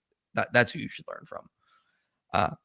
Bowen argues that Proverbs 29:19-21 not only allows for a slave to be beaten in order to be motivate him, but also specifically encourages such treatment. Thoughts? I'd have to look it up. Yeah, I'd have to look it up. Do we have time, or do we want to maybe save it for later? I can do it really quick here. I don't have my software open. I got it right here. So it says, by mere words, a slave is not disciplined, for though he understands, he will not respond. Do you see a man who is hasty in his words? There is more hope for a fool than him. Whoever pampers his servant or slave from childhood will in the end find him his heir. I'd have to look more into that. I don't know if I can make a comment off the top of my head. I think a lot of Proverbs is more about teaching how to think about ethics than actually prescribing things. I've said this before in multiple videos. I think it's more about trying to get you to think about certain things without actually saying. So, I mean, there's a lot there I have to think about. But yeah, I'll look more into that because it's not something that I've come across my table yet. I'm just reading it right now. One sec. You can move on and I can come back to it. Yeah, you want to come back to it. Hey, Happy, what is your opinion on the weird rise of paganism online and how to fight it? With Christianity has been the greatest thing for defeating paganism for 2,000 years. So just keep preaching the gospel and responding in that way. I think right now it's just sort of like this cool thing people are trying because they want religion, but they don't want traditional religion. So they're going to like neo-paganism and getting all sorts of things wrong. So thoughts on Exodus 20:11 being about old earth creationism, also of evolution. How are humans made in the image of God if we come from non-humans? Well, you have to understand the image of God is not an ontological thing. It's an election. It's like a relation. God has sort of like appointed us to be image bearers in that sense. And I mean, Exodus 20:11 is no problem because it's, if you take John Walton's view, you do believe there are 7 literal days in Genesis. So that's never been a problem. But check out my Genesis 1-11 series. I have a video called What Does It Mean to Be the Image of God, where I talk about it in more detail. So there are videos on my channel that cover that and far more. And if you check those out, they should be helpful. Yeah, I think that the 7-day thing is just it's a teaching tool. It's like saying, okay, I'm going to teach you about the world, and I'm going to use these categories of 7 days to teach you about it. And it's using a motif 7 in the ancient world in relation to temple imagery, in relation to temple inauguration. And so, yeah, that's how I understand the 7 days. Like, so it is a literal 7 days in the sense that it's describing 7 days, but in literarily, what it is doing is it's a teaching device to teach you about how God formed the world using this 7-day structure. Like if I was going to say, hey, let's talk about the creatures of the world, and let's talk about the sky creatures, the birds. Let's talk about the land creatures. Like it's just categories to then talk about what's going on in that creation, or yeah. So that's how I understand it. Literal 7 days, but literarily not telling you about like scientific origins or anything like that. Just briefly on the slavery thing, if you want me to. Yeah, go for it. Yeah, I mean, it's an interesting text. By words, a servant is not disciplined. So it doesn't say like literally, it does not say, and now beat the crap out of your servant, if that's what somebody's is saying, because it actually doesn't say that. Now, of course, you'd say, okay, but what other than words could you use? Well, I mean, you could use other things. I'm literally just like off the top of my head here. You can say, hey, you need to actually do some hard work, and here's your hard work. So yeah, give them work. Go do work. That's one thing. But you could even say, and I think it would be fair to say, oh no, it's probably referring to, or it refers to some sort of physical reprimand. That's possible. That is in the ancient world. The ancient world did not have the same structures that we have today. So I think it is often very presumptuous of us to think that, oh, we're so idealistic. We've figured out we have such a better society. These ancient people were just dumb and they couldn't figure out how to not do slavery and things like that. I don't think that's the case. It's funny that this comes up right now. Can I just rant for a second? Yeah, go for it. Yeah. I just taught in class today. I just cited the Oxford Handbook of Biblical Law. And in the Oxford Handbook of Biblical Law, it's a few years ago, it just says, to say that people in the ancient world would get rid of slavery is an idealistic, moralistic high ground. You don't understand the economic situation, I'm paraphrasing, that they lived in. You don't understand the survival that they were trying to do. Slavery was a part of their world. It was. The whole world. And like, heaven forbid we ever in a world where you have to sell your back because you have nothing. And there's no economy, there's no Walmart, there's no anything. Like it's just you and the desert and death, or you go somewhere and you say, I will be working for you, and I've given myself to you to do that for this set period of time. So I think that's a reality. And then in that, the same Oxford Handbook of Biblical Law says there are no police forces. Right. In the monarchy, there were small forces, but not for the typical populace. So how do you, like in our day, if somebody's trying to rape my daughter, let's say, I call the cops. I push them away. I call the cops. No cops are coming for you in the ancient world. Okay, like you have to get your head around, like you are actually what's going to stop things. And so when it comes to physical stuff, like am I saying it's good, or no, I'm not saying anything like that. I'm saying you don't understand their world. Like their world is very different. So is there physical punishment of slaves? Probably, yeah. Even Exodus seems to allude to that in chapter 21. But like it's a different world than we're living in. And so am I justifying it? No, but I'm saying like get into their headspace as well. And we have to try and conceptualize slavery in a world where it's very, very different than our own. Anyways, there's the end of my rant. No, I'd say it's trying to have the full answer on this text, not a text I've studied at any length. But those are like my general thoughts on when we think about this thing about slavery, even corporal punishment, like even like we use police today for that. Police will beat Mhm. somebody down. They don't have that back then, and nobody bats an eye. Like, and so I'm just saying, like, you got to get in the head that they're in a different world than we are. Yeah. One analogy I think heard Trent Horn use was like, it's like people in 300 years condemning us for using mass animal factory farming. Like, we all know it's bad, but if we got rid of it today, our economy would collapse and thousands and thousands of people would starve or die. And that's not to So say we probably shouldn't get rid of it. I actually think we should get rid of large scale factory farming. Yeah. But what on earth are we going to do right now? Let's start moving towards it. I'm all for Yeah. it. We were just talking about my family the other day. Let's get a cow, a local cow, like a Chilliwack cow, not a big factory farmed one. Let's buy it with some friends, and we'll get meat locally that way. Mm. I'm a hunter. I got deer in my freezer because I actually care that the meat I get is associated with the life that was given. So if I can't pull a trigger and kill something, I shouldn't be eating meat in my own ethic. That's my own. I'm putting that on others. So Yeah. I got a deer this year, and we ate it the other night. It was delicious. So yeah, I think that we should push towards it for sure. But yeah, you got to be careful that thinking that people could overturn the world so quickly. Yeah. Anyways, that's my rant on that. Yeah.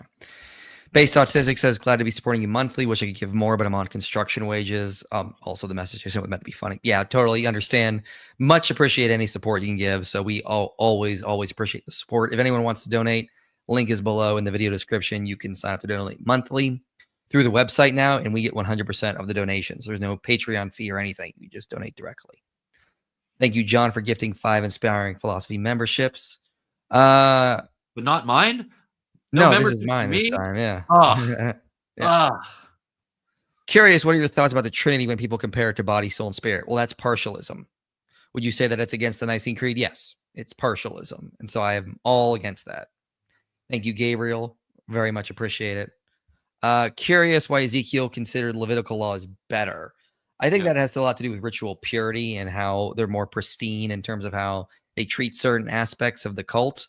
And Deuteronomy sort of allows for people living in Canaan to be a little bit more relaxed. And so he considers these a little bit more ideal. But Joel probably would know more than I would. Yeah, I would say that it's because he's, as far as we can tell, a priest. And he prefers this set. It is a higher standard. It is a higher standard of holiness in that way, a higher standard of ritual, like you said. And so he appears to like that more. It has a higher standard for God in that way. And so he likes it. Yeah, as a priest. As somebody in that school of thought. Cool. Can you get Saint Marut as a guest? I've never heard of him, but I'll take a look. Joel Han and Bergsma, by extension theory, does not address how the technicality about animal firstborn sacrifice would devastate, desolate, and horrify the Israelites. Good point. We will cover that momentarily. Yeah. IP to use Logos? No, I should, but I don't. John the Presbyter? Do you know about John the Presbyter? You mentioned him last time. There's a thing. Yeah. Ali Dawa is like, we don't know who wrote John. Was it John the Elder? John the son of Zebedee? John the Presbyter? So now we have John the Presbyter. When Jesus said to marry a divorced woman in adultery, is there something I'm missing? If someone leaves an abusive partner, do they now have to spend the rest of their life single? No. Check out a video I did called Christian Virtue Ethics. Jesus is not giving minimal laws or like the only way that divorce is allowed. He's teaching ethics and examples when divorce would be allowed. If you understand the New Testament is in terms of virtue ethics, you can understand there's going to be reasons for divorce, like abusive partners, but that's not ideal, and we should strive to move away from divorce. So that's, just see the video Christian Virtue Ethics that I did on my channel. It'll explain this in far more detail. Can I give a quick take? Yeah. I actually was just thinking about this and actually creating lecture notes on it. So when is it okay to divorce a woman? Is what they come and ask him. If you go and see Keener on this, on divorce and remarriage, Craig Keener. If you go and see David Instone Brewer on divorce and remarriage, they will both talk about how Jesus is entering into a debate in the first century. And when they say, is it permissible to divorce a wife? You're supposed to imply, and actually Matthew does, for any cause. So there's a debate in the first century. Can you divorce a woman for any reason you want? Or is it only on the basis of sexual immorality? Matthew will add in sexual immorality into Jesus' dialogue to make it clearer for people, but Mark doesn't do that. So in Mark, you're supposed to imply, is it permissible to divorce a woman? everyone, it's like that's an obvious question because literally it says that in the Old Testament. So that you're supposed to infer for any cause, and then Jesus will then go into saying, no, any cause doesn't work. He gives a different standard, a higher standard. He points back to creation, but then he does engage with the Mosaic law in that way, and he sides on when it comes to any cause, it's only sexual immorality, which is the debate going on between the rabbis Hillel and Shammai at the time, actually, lenient versus a stricter interpretation of Deuteronomy 19. He sides with not any cause, not whatever you want, no fault divorce, but rather he sides with sexual immorality. That is what he's talking about, that debate in Matthew 19 and elsewhere. You'll actually see Paul pick up on the thoughts as well in 1 Corinthians when he talks about, like, I don't have a command from the Lord, but here I use my wisdom to try and tell you what's going on with marriage. And he goes into other reasons that someone might leave a marriage. And he does, in some opinions, particularly in Stone Brewer, if you go and check out his book, he might allude to Exodus 21, where it says that if a slave wife is not given food and clothing and marital rights, then she can leave the marriage, leave the relationship free of charge, which then could be applied and is applied, in fact, in the 1st century to a Jewish woman named Babitha. We have a document where she applies a slave law to a free woman, where it says if you're not being provided for or you're being abused, you can leave the marriage. And I think Paul actually would add that in, and Jesus, I think, would have no problem with that, because Jesus was only speaking to a debate going on in the 1st century, whether or not any cause, any no fault divorce kind of thing could work or not. That's what he's speaking about there. So I recommend those resources to you, and to think more broadly about how the Old Testament speaks about spousal relationships, because Exodus 21 does say that a slave woman, the lowest in society, who's bound in a slave relationship, can leave based on abuse, like physical abuse. So you got to conceptualize this a bit differently and read carefully these debates. I recommend those resources to you. That was a long answer. Yeah. You see, Dan McClellan has been humiliated. I'm not out to humiliate anyone. Listen, that's just a Dawa line. That's just a Dawa line. That's okay. You gotta, when you step into the world of Dawa, you'll understand that. Don't. I won't. All right, let's get back to the video here. I got the next section queued up, and we will play this. Then Haneberg's argument is, what Deuteronomistic law is Ezekiel referring to? Ezekiel is referring to secular slaughter. That is the idea that you can slaughter firstborn animals outside of the temple. Deuteronomy centralizes worship in one spot. That becomes a problem if you live in, say, Beersheba or Dan and want to eat meat. You've got a multi-day journey to get to the temple just to slaughter. So Deuteronomy says, no, you don't have to come to the temple to slaughter your animals anymore. You can just do it out in the fields. Haneberg's argument is that's what Ezekiel's talking about. Deuteronomy doesn't call its firstborn animals Pentateuch. Right.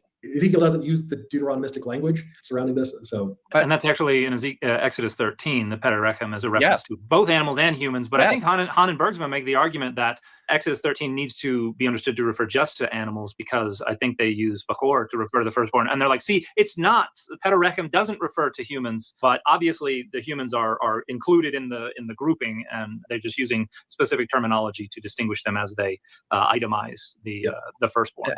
And I think this fails on the use of. All right, let's stop there. So, what are your thoughts on that? Yeah.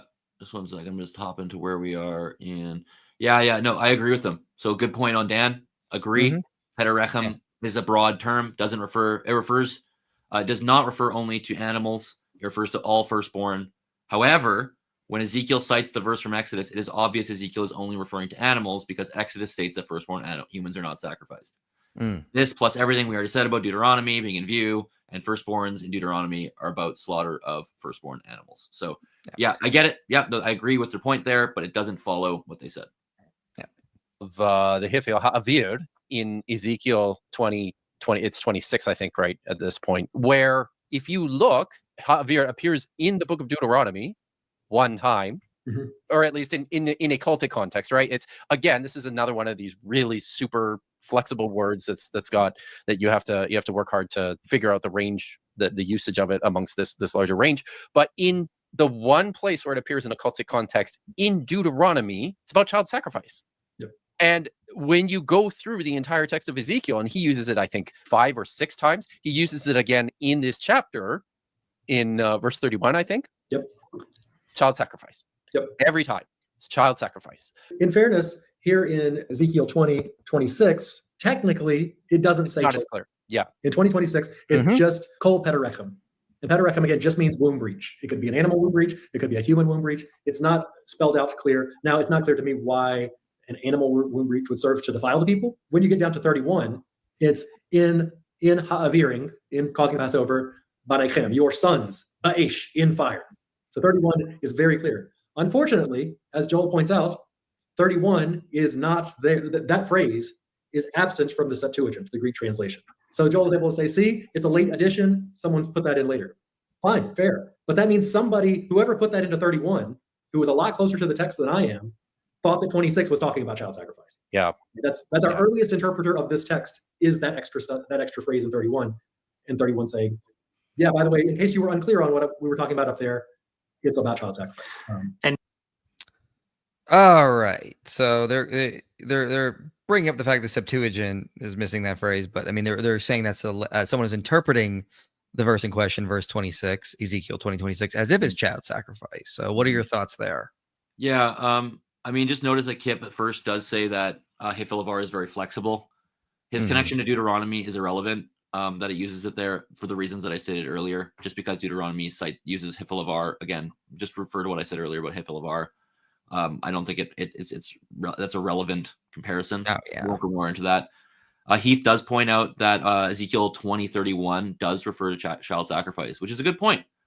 They point out how that 20:31 uses Hifelavar. So actually, do I have that verse? I might have that verse. You want to pull up my PowerPoint? Yeah, let's put it up there for you. There you go. So this was earlier. This is just the conclusion that we went to. So I'm gonna move on from that. Here's Ezekiel 20:31. And it's important because they make a good point. So down there you see in 31, and when you lift up your gifts, sacrificing your children through the fire, you are defiling yourself through all your idols until today. So they also point out how this uses Hifelavar.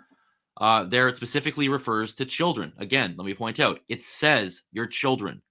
So I need to back up. Actually, no, I'll keep going with this for a second, actually. Yeah. You would think that if Ezekiel 20:31 had 20:26 directly in mind, that they would use the same language, wouldn't you? It's not the same language. Yeah, okay, Hifelavar is there, but Ba'esh is included here. Children are included here. So fire is included here, which is not in 2026. Children are not in 2026. I mean, that's not certain that they would use the same language, but you would hope for more overlap. If 2026 had child sacrifice in mind, why not use the same language? Exactly. So they also mentioned 20:31 doesn't appear in the Septuagint and is likely a later addition. I think that's true. So it's probably that somebody adds this in, and then they go, they try and get me, right? Like, aha, Joel, somebody that later on thought that Ezekiel 20:26 refers to child sacrifice and thus added this line. I actually don't think this works. I'm going to tell you why. Let me pull up the verse myself. Notice what I have in bold there. Why doesn't Heath's statement work? Because the context of 20:31 has moved on in Israel's history. We're in this history lesson again. Verse 28 explicitly states that Ezekiel is now referring to the time after the plains of Moab, when the people have moved into the land. In that specific context, it states that the Israelites made their offerings on the high hills. That is after the giving of Deuteronomy. We know that they made offerings of children on the high hills. So if we allow this to be not, like, I don't think the children sacrifice thing is there in the first place. The Septuagint shows us otherwise. That's my thought. Even if it is there, it's still a different time period. Exactly. So Ezekiel is no longer referring to the same frame. It's remember the frames, the different panels? This is absolutely explicit in the text. Absolutely explicit. So even if a later redactor added this line in, they added it in reference to a later time, and they used different language to 2026, making explicit that human children are in view. That human children are mentioned is, again, the criteria we established earlier that's essential to indicate that this verb Hifelavar refers to child sacrifice. Human children are always mentioned. They are not here in 2026. And this is a different time period in 28 to 31, in verse 31 specifically. A later time period after the plains of Moab and after the giving of Deuteronomy. It is a time period where, yes, they did sacrifice children, if we want to say that that's even a part of the original text, which, again, Septuagint does not support that. So even with the gloss, it still doesn't prove what they wanted to prove about 2026. We're in a different time period here. It's a different referent. It uses different language. There's one similar verb, but it changes. Ba'esh, addition of children. Like you're asking too much of it. Yep. This is why context is definitely important. We just can't like see sacrificing and go, oh, it must be reference to what's going on in verse 26. We got to follow the narrative, we see what the context is changing when it is not changing. I mean, I think this is important stuff here. So yeah, I totally get what you're doing. I think we got one more section to play. You mean to play this part? And then we'll go for it. Yeah, we'll do this one, and then I think we'll wrap up. And I also find the argument a little bit of a stretch, because the idea that these Deuteronomistic pieces of legislation, as you mentioned, somehow this is polluting them, but also somehow it's desolating them, it's horrifying them. They're like clutching their pearls at the thoughts of sacrificing an animal away from the temple. I mean, it fits a lot better to just allow the text to operate on its own terms, recognize that this is about child sacrifice. That's something that's horrifying. That's something. So real quick, we are letting the text operate on its own terms. Yeah. Far more, because we were constantly appealing to context. But also, I don't know what your thoughts are on this, but I would say this kind of seems like, a phrase I've used, misreading scripture with Western eyes or modern eyes. We might not be horrified with this whole thing, but I mean, in the ancient context, when purity laws were very important, that would definitely horrify, especially someone who is a priest like Ezekiel. Like, this just seems like we're just misreading the scriptures with modern eyes here. I very well do think Ezekiel, a priest, would be horrified at violations of sacrificial laws, ways that blood would be poured out. Just like the Pharisees were horrified that Jesus's disciples weren't washing their hands at certain times or doing stuff on the Sabbath. We got to get out of our own culture and get into what their culture would have been. Yeah, which Dan is saying he's letting the text speak on its own terms, but its own terms is an ancient context, a ritual context. He's assuming child sacrifice being a horror for them, which I'm sure it was to many. But like that's he's bringing his modern lens as well when ritual is a big deal. Can you pull up my slides here? You got it. So Dan says that we need to let the text, quote, speak on its own terms. This is what we're doing. Leviticus explicitly states that to break these rules of blood for sacrifice would make somebody cut off from their people. There is no more horror than being cut off from your people. So that's the standard in Leviticus. That's shocking that Deuteronomy says it's now fine. So what would have cut you off from the people now is fine. How is that not shocking? How is that not appalling? Like, I just don't get it. That is letting the text speak on its own terms. That is absolutely fair. To say that we're somehow jumping away here, like that is misunderstanding the rituals of the ancient world and of ancient Israel, and how important this was, and how important it is in Leviticus. Like, to say that, like, I just don't get his comment. I don't like. It's like our video said this. Like I said, the cutoff from their people is as shocking as it gets. How can you tell me a more shocking thing? Like, I don't know. It's just frustrating. That's when I'm told that I'm not letting the text speak on its own terms when I'm pointing to the data and the text on its own terms as best I can, and it just feels like it's being sidestepped a bit. I'm getting a little frustrated here, maybe. The Hukim thing is a case in point. Like, here's the data, and nobody acknowledged it, and like I'm not wrong there. It's absolutely correct. And like this, they're cut off from their people. That is absolutely shocking. Yet somehow that's not letting the text speak on its own terms. I'm trying to do this the best I can with the data at face value. I guess Dan doesn't see why this is offensive, I guess, in an ancient context, or maybe he missed this. I don't know. But I think we're reading it in front of you. It's offensive. It is absolutely offensive. So again, another point where I don't feel like it's being treated fairly, the argument that we put forward. I don't actually. The reality is, Dan says in the video he did not watch it, the whole thing. He said that he only watched part of it. So maybe he just skipped this part. I don't know.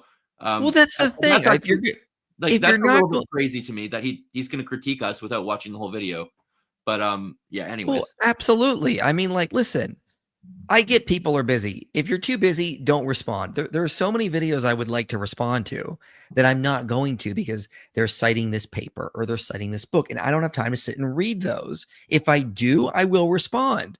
But like, if you're going to respond to us, put in the work, do the homework, put the effort in. None of this, like, and listen, I'm not saying they didn't just because we disagree. I'm saying they didn't because they strawmanned almost all the time. They made factual errors. They accused us of saying things we didn't say, especially you, because you're the expert I'm appealing to here. And it's like, okay, you didn't put the effort in, and you want me to take this seriously. At this point, no, we're not doing that anymore, because if you're not going to take us seriously, why should we take you seriously?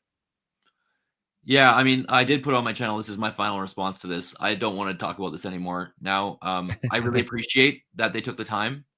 I don't think there's much more to say at this point. I really loved, I must say again, Heath's attitude is so great. I think Heath seems like the most stand-up guy, and he's like their main guy on this. Yeah. Kip and I are friends. Like we talk all the time privately. I don't have any problems with Kip. We drink scotch together. It's fine. Dan, I don't know very well. We've met a few times. But overall, I didn't feel like this was that productive. And I don't want to do it anymore for that reason. I was very excited to hear from Heath Durrell, the guy who wrote the freaking book on child sacrifice, was going to respond to me. But a lot of the things just got missed and lost in some, I don't know what happened. Maybe Kip's computer broke down and that was the problem. But like, they didn't understand my Exodus 22 argument, the semantic argument for Cain. Nope. They totally didn't, like, they gave an argument I didn't give. Here, they didn't get that. Like, I don't know what happened here. And I find it frustrating and almost a waste of time. I'm very busy. I've been going since 5:30 this morning, and I texted you. I'm like, man, I'm like, my brain is done. I'm like, I don't know how I'm gonna pull this off. Yo, he's responding with half his brain tied behind his back, and he's still killing it. I taught an intensive course today, and I worked through half of an entire curriculum for a program. And then I rushed here. I quickly shoveled some potatoes in my mouth, and I'm doing this.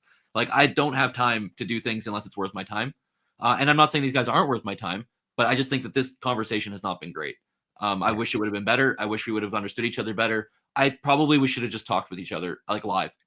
Yeah. That's what I thought should have happened, but apparently they didn't want to talk with us. I've been down this road. Kip, I talked with him privately, and he said it might work, but it probably would work better for those three to do it. Now in hindsight, we should have talked in person. Yeah, I'm more pessimistic than you. See, I'm just more pessimistic than you. I've been down this road before with these characters, and so yeah, I'm a little bit more pessimistic than you, but I will leave that there. Yeah, it is what it is. Let's get to these final super chats. What do scholars say about the Ezekiel passage? Well, I think we talked about this last time. Most of them do think it's about child sacrifice. However, just be careful. I've read a lot of them. Okay, there is a significant portion who think it's about child sacrifice. I haven't run the numbers, and nor would I ever. I hate running numbers. But I've read. I hate running. Yeah, me too. I lift weights. That's it. I'm also sick, so sorry. Now it's winter. Everyone's sick. Yeah. But so a significant portion do think it's about child sacrifice. Not everyone, but they're out there. There are some who don't. Some who have different interpretations. You'll find other interpretations. If you want to see one, oh man, it's so late for me now to be thinking of names. Gill's Deuteronomy book. I mentioned in the other videos, the World of Deuteronomy. He goes with another interpretation by Freeble on this. So a different take on the Ezekiel passage. I don't think that one is as good. And Dan actually critiqued that online as well, I saw. And he did a good job. I don't think it's a great approach. I think this is better. No, I told you last time. I think I held to that view because I had my brother-in-law did some videos. And I was like, well, I guess that's interesting. I'm not. I was sort of like just holding to it like loosely, like maybe it'll work, maybe it doesn't. But then when I saw you put this stuff, I was like, oh, dang, that's it right there. Yeah, that makes far more sense. That's far more parsimonious than child sacrifice reading. So yeah, I think last time you had mentioned that Hanan Bergsma's article has been ignored by a lot of people. So it's just not that's not had a lot of scholarly interaction, unfortunately. So this is I'll do a 10-second rant, which will actually be a minute on this. People often say, especially guys, I'd say mostly Dan, I hear talk about consensus. That is a very difficult thing to grasp onto, because it is true that a lot of scholars have read this as child sacrifice for the last 20 years. But Jill published, I think in 2021 or something, he said, in the literature, everybody cites Hanan Bergsma, but no one actually deals with the argument. So for 20 full years, people can be, the consensus could be, oh, it's child sacrifice. but they haven't dealt with an argument that's been around. And so this happens all the time. Just because there's a bunch of people publishing on something and they all agree in recent years, does that mean that everyone agrees with that? Does that mean that these are just the people who are interested in it? Does it mean that people like don't care? Like the amount of energy it takes to publish, you have no idea. Like not you, Michael, but like the world out there. Maybe you don't either. Like to get one article out is a year of your work, of your life. Yeah. Like an actual good article, like a year, and then maybe more to get it published. A book is multiple years. So whoever is publishing is very much out. It's such an impossible metric to hold on to, because someone might be like for why people are publishing in a certain area, who's doing it, what the position they hold, or like you have to look at data over like 50 years, 100 years, like to even start thinking about what people are doing. Like 20 years is nothing, and sometimes they'll ignore arguments. Like I said, I went through the literature and I concluded everyone is ignoring this argument, and then Jill published and said everyone's ignoring this argument, and it's like it doesn't work like that as far as I can tell. I'm happy to be wrong on that, but we got to be careful when we try and say, oh, everyone's saying this about something. Sure, okay. I always say this and I'll say it again. Consensus is not a right, it's a tool. I use consensus as a tool. It's a tool in the belt. Okay, a lot of people are saying this, majority position, let's say. All right, I'm going to take that seriously. I'm not going to assume it's right then, though. As soon as consensus becomes a human right, I appeal to consensus. It's over. Let's all go home. I don't care anymore. Like, what's the point? So anyway, that's a rant. Go ahead. Off topic, but any plans on a video looking into the church life of medieval Europe or other cultures? Layperson Christian lifestyle might be a neat. Also, longtime viewer and really appreciate your ministry. Thank you, little guy. I do want to do some more videos. I'm going to do a series over the summer on benefits Christianity has given the world, and I'm going through like the history of slavery, history of human rights right now. I've got a list of books I need to read that Tim O'Neill from History for Atheists has recommended. And yeah, there's some books on there that would tackle that. I just have to get to them. So he always recommends really great books, and I'm trying to get through them all. That's how I found like Nathan Johnstone and Tom Holland, for example. So yeah, I'm going to try to do some more stuff. I do want to do some more stuff on the Middle Ages. I need to do some more reading, is what I'm saying. Joel, random info. The co-ending is used as a diminutive in both Polish and Japanese. See, you are Japanese. Stop lying to us. Is it actually a diminutive in Japanese? Is that a joke? That is hilarious. No, I think it is. That's hilarious. If that's true, because people always say Japanese for my last name. It is Polish. It means little trough. So my ancestors made little piggy troughs. No, you're a samurai. Stop lying to us. Okay. That's true. I'm a secret assassin samurai. Dr. Joel, do you think God is commanding genocide on the Canaanites? Yeah, it's a good question. I would refer you to talking about genocide, how we define that. Exactly. That's what I was going to say. Charlie Trim's book, The Destruction of the Canaanites. He does just a survey of all the different views of the Canaanite conquest. And he talks about views on how we define genocide in the first little bit. It's a very short book. It's really good. Just to get a lay of the land. You don't have to agree with him. He's an evangelical scholar, but he talks about all the different perspectives. And then what was I going to say? Who's the other one? No, my mind is blank on it now. So yeah, that's a good one. My own perspective. Again, it depends how you talk about genocide. It depends how we talk about these things. Depends how you view judgment. It depends on a host of factors relating to the Canaanite conquest. Really, this is a very large topic. You need to talk about why is this happening? How is it being conceptualized? Is it conceptualized as judgment? In what way? Does God have a right to judge human beings? What right does he have? Can God kill human beings in judgment? Yes or no? From there, you'll answer questions. If you say no, you're going to be in certain traditions, Christian or not. You'll say yes. You'll have other options. To what degree was the conquest extensive or smaller than actually anticipated? If you look at the cities, it's not a very large area. To what degree could the Canaanites actually make peace with Israel? I'm very controversial on this one. And Kip, if he watches this, he will lose his mind because we argued about this privately. I think that the Canaanites were offered peace. And that's, I think you can read Deuteronomy 20 in that way. I think you read Joshua 11 in that way, and the Gibeonite story in that way. And they refused it. It says in Joshua 11 that no city made peace with Israel. It's interesting. The assumption being, and I think you can read Deuteronomy 20 in such a way and the Gibeonite story in such a way that they were offered peace and they said no. And then there's a host of factors that go into this. Rabbis actually said, certain rabbinic sources say that the Canaanites were offered peace. What does it mean? Again, like there's just so much. What does harem mean? Is it about harem warfare? Yeah. What kind of things were going on? Could they make peace? Were they going to just be destroyed? Were they going to be exiled? I think all three are true. There's so much that goes into this. I just did a whole course talking about violence in the Old Testament, a micro course. I'll probably run it again next year if you're interested, Shiru. And I would just recommend taking it. Not to just self-plug, but like I do like 6 hours of lectures just on like, and I think 3 of them might be on Canaanite conquest.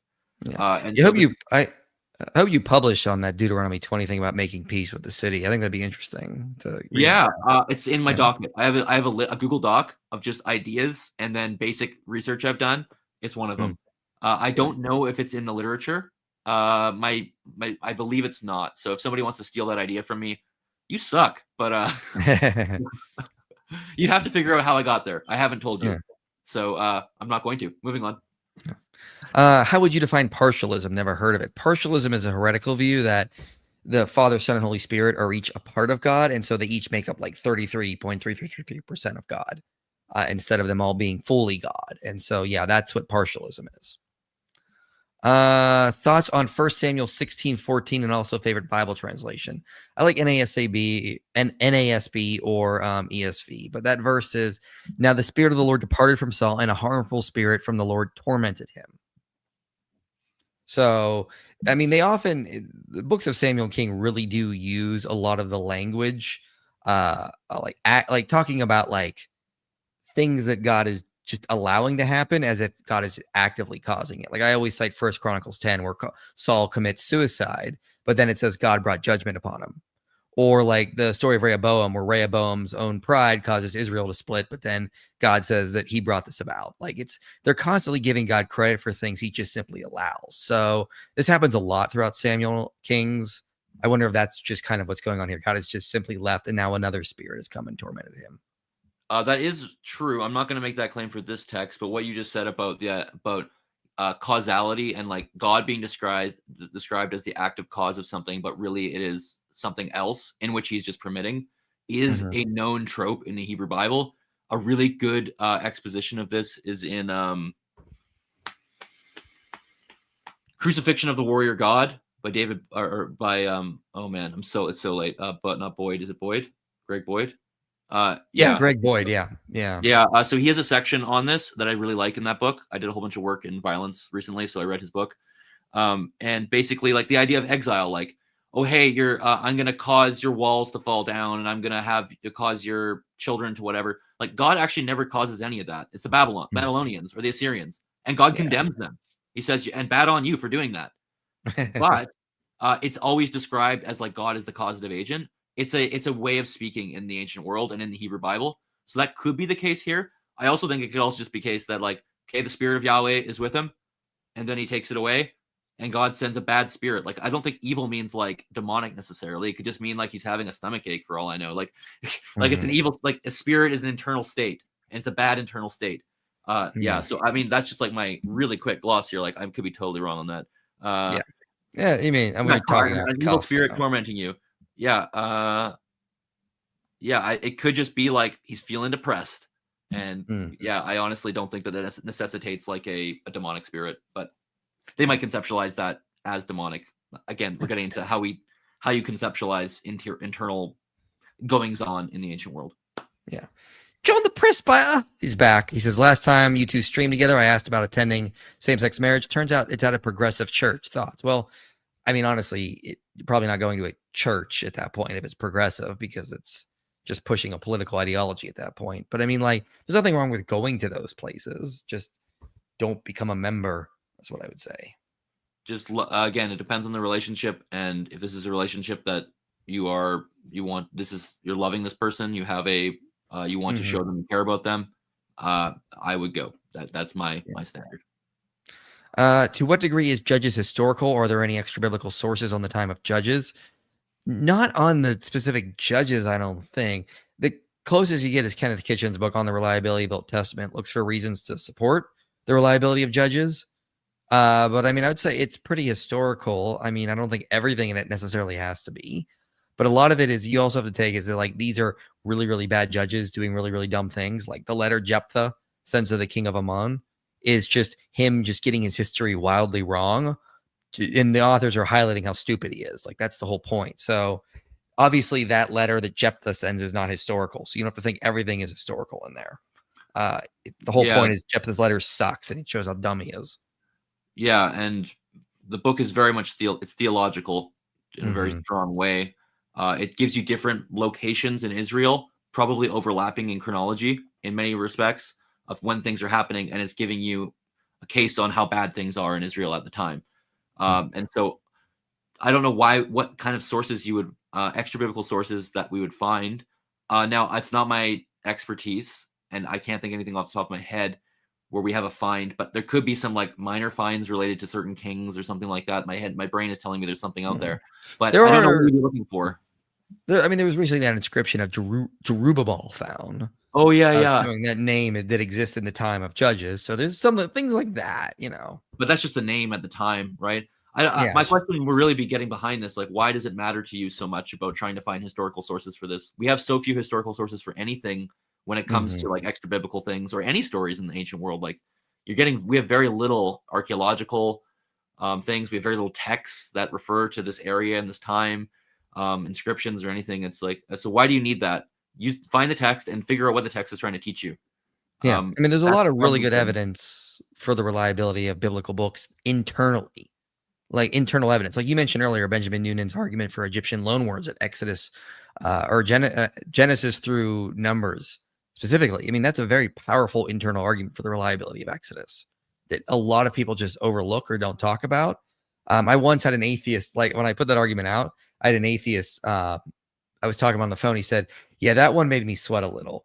So I always keep that in the back pocket. That one. Yeah, it's a very compelling argument. And there's also theological, ideological motifs in Exodus that relate directly to Egyptian themes. Like I said, with the tabernacle earlier, the outstretched arm of the Pharaoh, God mimicking the outstretched arm, like Moses as a Horus figure in the basket, just like Horus was put in a basket, saved from Set, where Pharaoh gets positioned as Set in the story. Like there's all sorts of stuff that resonates with an Egyptian time period. The city of Ramses only existing until a certain time period. And it's Ramses being what's named in the biblical text and not later Zoan or Tanis. Like there's all sorts of stuff. Yeah, a lot of really good internal evidence. What's your favorite textual variant between the LXX and the Masoretic texts? Good question. I think a lot of the resurrection passages, like if you look at the LXX, like they're really just adding to like Hosea, like resurrection of the dead. Like they're really just leaning into that and saying, no, this is really about resurrection. And you look at the Masoretic and you're like, no, it isn't. Some things like that I always find kind of funny. Like you really tell how much they really want these passages to be about resurrection when they're not. Yeah, I mean, that's certainly possible. I'd have to look at the Hosea text and do an analysis on that. I haven't done that minor prophets analysis. But my own, it depends what you mean by favorite. If you mean most controversial, I think Jeremiah is good because it shows a different version of Jeremiah. You want another good controversial one is David and Goliath. I know we've had some talks privately about that. I haven't quite shown you that research yet, so that we won't talk too much about that. A little bit different in that story. A really good one is what we talked about before, Deuteronomy 32, the Septuagint showing the more original text of Deuteronomy 32 being the sons of God, not the sons of Israel. I think that's incredibly important theologically and shows that the Septuagint preserved the original reading for thousands of years until we had a Hebrew reading of it later. Yeah, I think you're right. I think it was originally sons of Elohim. I know some people try to really argue for the sons of Israel. I'm just not convinced. I think it was B'nai Elohim. It's B'nai Elohim for sure. Yeah, for sure. Definitely. I've done a lot of reading on Deuteronomy 32. A little off topic, Mike, do you believe in classical foundationalism? Yes, I'm a foundationalist in terms of epistemology. Do you think there are basic beliefs that are foundation knowledge, that kind of stuff? Like I hold the coherence theory of truth. I'm a foundationalist in terms of justification. I don't think coherent theory of justification works well because it just gets circular. So I think we do have to have a foundational belief when it comes to justification in works of epistemology. So yeah, that's where I land for sure. Yeah, I think we got through all the super chats there. So once again, ladies and gentlemen, there are no verses in the Bible where God ever commanded child sacrifice. Maybe if we find in the sands of Israel some lost earlier layer of Exodus 13 or Exodus 22, then we could change our minds on that. But until then, the biblical texts as they stand do not do that. Exodus 26 is about sacrificing firstborn animals. Ezekiel 20:26, yeah. Sorry, Ezekiel, yeah, 20:26, yeah. Thanks for that. And Exodus 22, what the previous response was, I understand why they make that case, but you can make an acceptable, not even just acceptable, but a robust response to the alternative, which many scholars do, critical and evangelical, on Exodus 22 and the passage there. So I don't think these two texts stand up. And we both agree, and we've walked through that. This is like 5 hours of content on it now. I'm going to probably do a splicing together of all of them and just throw it in one giant video on my channel. Do it. That's great. Yeah, do it. Speaking of which, I am very busy. Everybody, please do subscribe so that I actually make a video. Yeah, please subscribe to Joel. For anyone interested who lives in and around New York, tomorrow I'm getting up to catch an early flight to New York. I'm going to be speaking at Living Faith Christian Church. It's in Farmingdale, New York on Long Island. I'm going to be speaking on the reliability of the Gospels and the problem of evil. So if you want to come, the schedule starts at 8:30. Again, you just look up Living Faith Christian Church. You'll find it. It's on Long Island. And you can come hear me speak. It's 8:30 to, I think, 12:30, and there's breakfast and everything. So come out. Meet me if you're in that area. I should be there. Also, click the link below to donate because we need more monthly donors still. It can help us be fully funded. So appreciate that. Anything you want to promote on your channel or anything? Nope. I'll probably be... I don't know what I'll be doing, but yeah, I would love it if people came over and did subscribe. It would mean a lot to me to continue doing this. I have a full-time job. I'm a professor. I also am trying to publish lots of things. I got a commentary on the go. I don't have a lot of time for YouTube. So the more people who are like, hey, I'm interested in what you're doing, Joel, the more I will actually want to do this. But yeah, so I'd appreciate that. And otherwise, just be on the lookout for various things that I'm working on. I've got a paper that you know about, Michael, that good gosh, can we please just get this thing through? Yeah, I'm going to try to attend your presentation. It's private, so you all can't come. But yeah, it's like 5:30 in the morning my time. But me too. I'm still going to get up so I can come to that. I appreciate that. I'm actually working on a new version. Oh man, it's better. It's good. It's new and improved. Yeah, I've honed in. I've brought some new arguments in, some like more. It's cogent. It's good. Excellent, excellent. So Joel's channel is linked below in the video description. So everyone watching right now, go and subscribe. We'll wait. Yeah, I just saw that a guy named Rick said he subbed. Thanks, good. Rick. Come on, everyone. We're waiting. Go click subscribe. So with that, appreciate everyone coming. I'm going to be back live on my channel Monday with Jonathan Roch, who is an atheist who just wrote a book, Our Cross Purposes, and he's arguing we need more Christianity in America. So I'm going to be interviewing him, talking with him about that.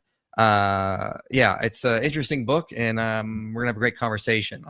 So come back Monday at 8 Eastern Standard Time, and we'll see you guys then. And I hope to see everyone who lives in the New York area come out and meet me Saturday. So see you guys later. Thanks for coming, everyone. You made it to the end of this video, which means this message matters to you. If you want to see more content like this reaching people for Christ, you can help make it happen. Your support makes these videos possible. Click the link below and donate today. And if you want to go even deeper, consider joining our Patreon community. You'll get early access to videos, behind-the-scenes content, and a place to connect with others passionate about this mission.